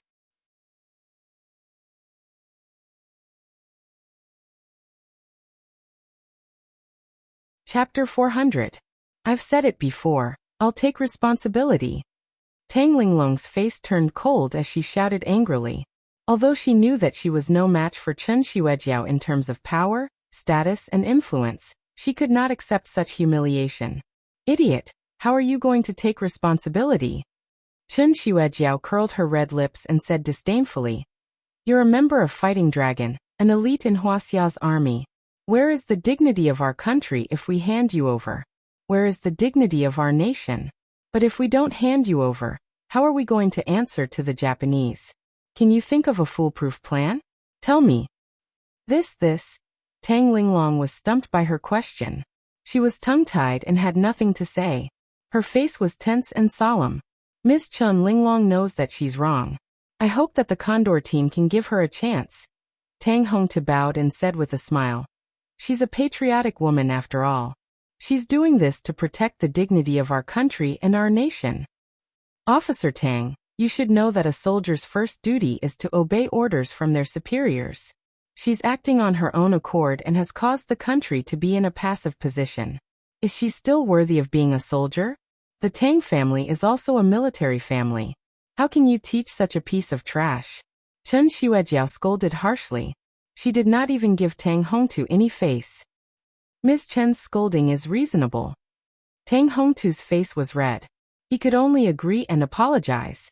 There's only one way now. Chen Xuejiao raised her chin and said proudly, First, we'll expel Tang Linglong from the military and move the time back to half a year ago. Then, everything on Fishing Island will be her personal and civil actions. Also, the Condor team will send her to Japan, and let the Japanese judge her. What? How can you do this? Tang Linglong trembled and tears welled up in her eyes. She could not accept this at all. Not only would she be expelled from the military, but she would also be sent to Japan to be judged by the court. She could be imprisoned for life or even sentenced to death. Hearing this, Tang Hongtu frowned and pondered for a long time before asking in a heavy tone, Chen Xuejiao, is this your personal opinion or the Condor Group's?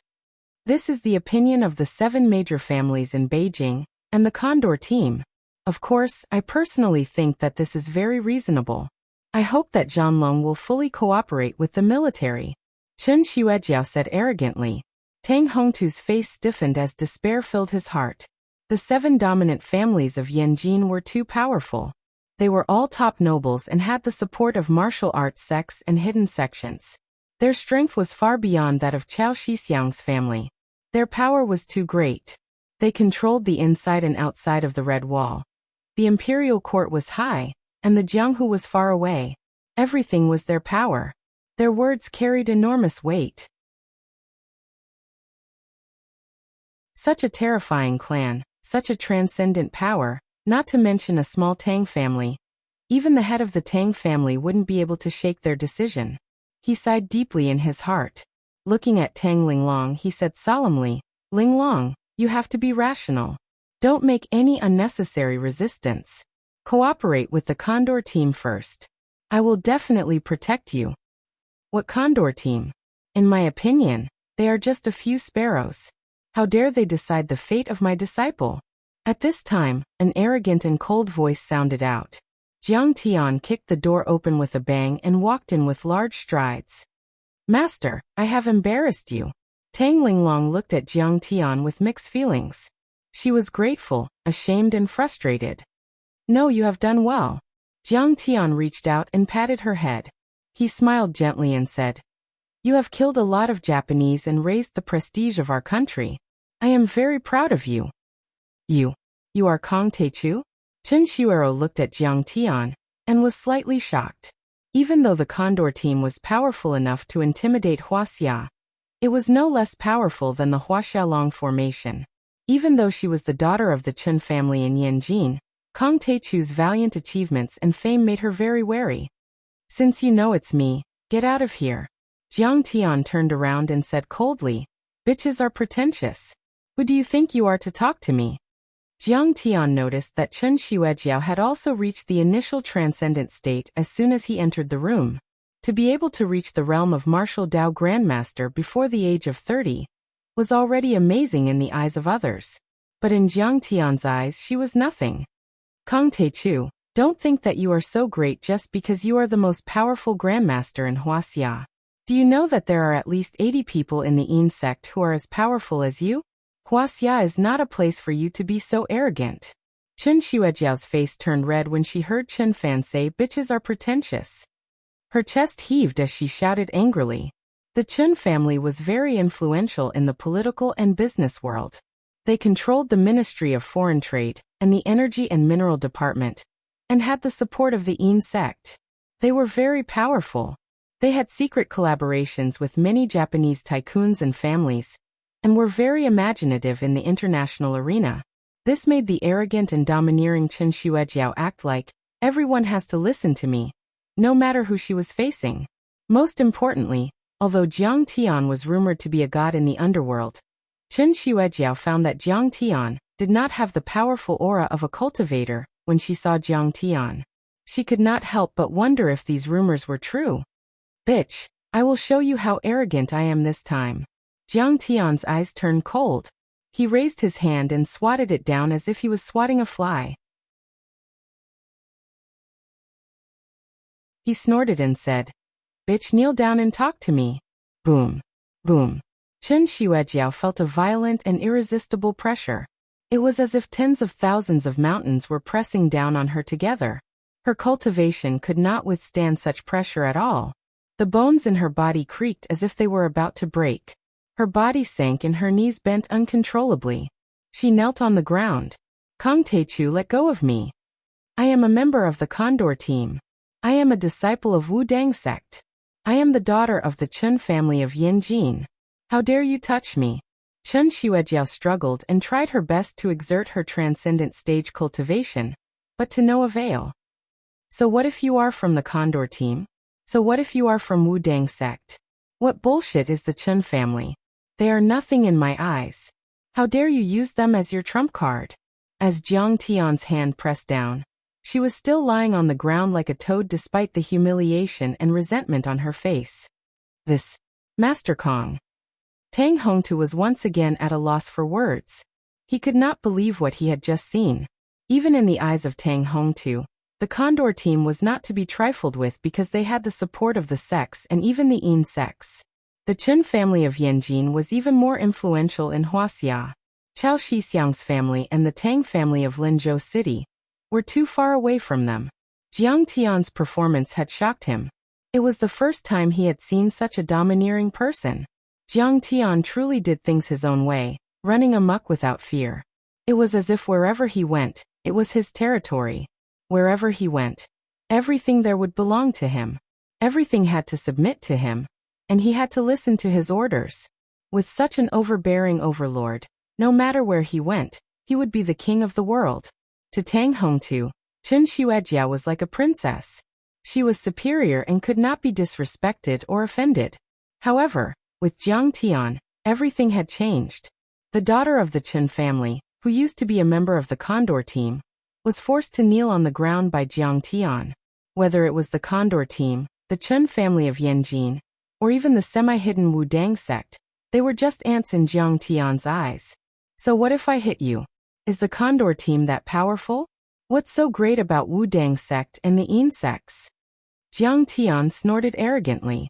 Where were you when Lin Zhenyu and Xiaobin took down Wuxia? In the end, he still chose to be a coward. I was the one who led Zhan Long to fight with them. Do you think you are worthy of being a big shot in front of me? Master Kong, she is just a junior. Please let her go. Yi Zhantian heard Chen Xuejiao scream and hurried over. He was shocked and quickly tried to persuade Chen Xuejiao. He did not expect that Jiang Tian would still be so domineering even after he had told Chen Xuejiao everything. Fine, brother Yi, I will give you face and spare her life. But don't do it again. Jiang Tian snorted and retracted his hand. Chen Xuejiao struggled to get up. She was panting heavily, but she still glared at Jiang Tian with hatred. Jiang Tian said lightly, "Don't glare at me. This has nothing to do with my disciple. I will take full responsibility." How do you want to take responsibility? Chen Xuejiao sneered. I will go to Japan with you. I would like to see how the Japanese will judge me. As long as they have the ability to kill me, Even if they use heavy weapons, it will be their ability. Jiang Tian's expression did not change as he said indifferently. Very well, Boss Yi, Officer Tang, as you can see, Master Kong is willing to go. Chun Xuejia was neither servile nor overbearing even in front of Yi Zhantian. She was not intimidated by Jiang Tian's words. Moreover, this matter involves an international dispute. You should understand the seriousness of the matter. I advised the Dragon Group not to interfere. As the elites of the army, the Dragon Group must obey the orders of their superiors and must not interfere. Tang Hongta furrowed his brows. He knew the gravity of the situation. The Chun family of Yanjin controlled the Ministry of Foreign Trade and Economic Cooperation and monopolized the import of many electronic and automobile brands in Japan. They were deeply involved with the Japanese business community. Tang Linglong's action had shaken the entire Japanese. The political circle and the tycoons protested. It had seriously affected the Chun family's interests. Therefore, the Chun family had to find a scapegoat to answer to the Japanese. Chun Xuejia wasn't exaggerating at all. The opinions of the 7 major families in Yanjin were like an imperial edict. Not even Chao Shixiang dared to defy them. As for the Long formation, if they wanted to stand up for Jiang Tian, they had to consider the ancient Wudong sect behind the Chun family. Master, you can't do this. Tang Linglong was taken aback. She said anxiously. There are members of the Cherry Blossom Society in Japan. They might even use large-scale firearms. If you go in alone, they will kill you. Master Kong, you must be careful. Yi Zhantian warned anxiously. There are several Immortal State Warriors in the Cherry Blossom Society. These Immortal State Warriors are as powerful as the top elites on the Dark Roll. It is reckless for you to go in alone. You're tuning in to the Li Mei's Wuxia Whispers YouTube channel. We're so grateful for your support, and don't forget to subscribe to join us on this incredible journey through captivating stories. Your generosity through donations truly makes a world of difference, as it's the primary source of revenue that allows me to expand and enhance this channel for you. Thank you from the bottom of my heart for being a part of this adventure.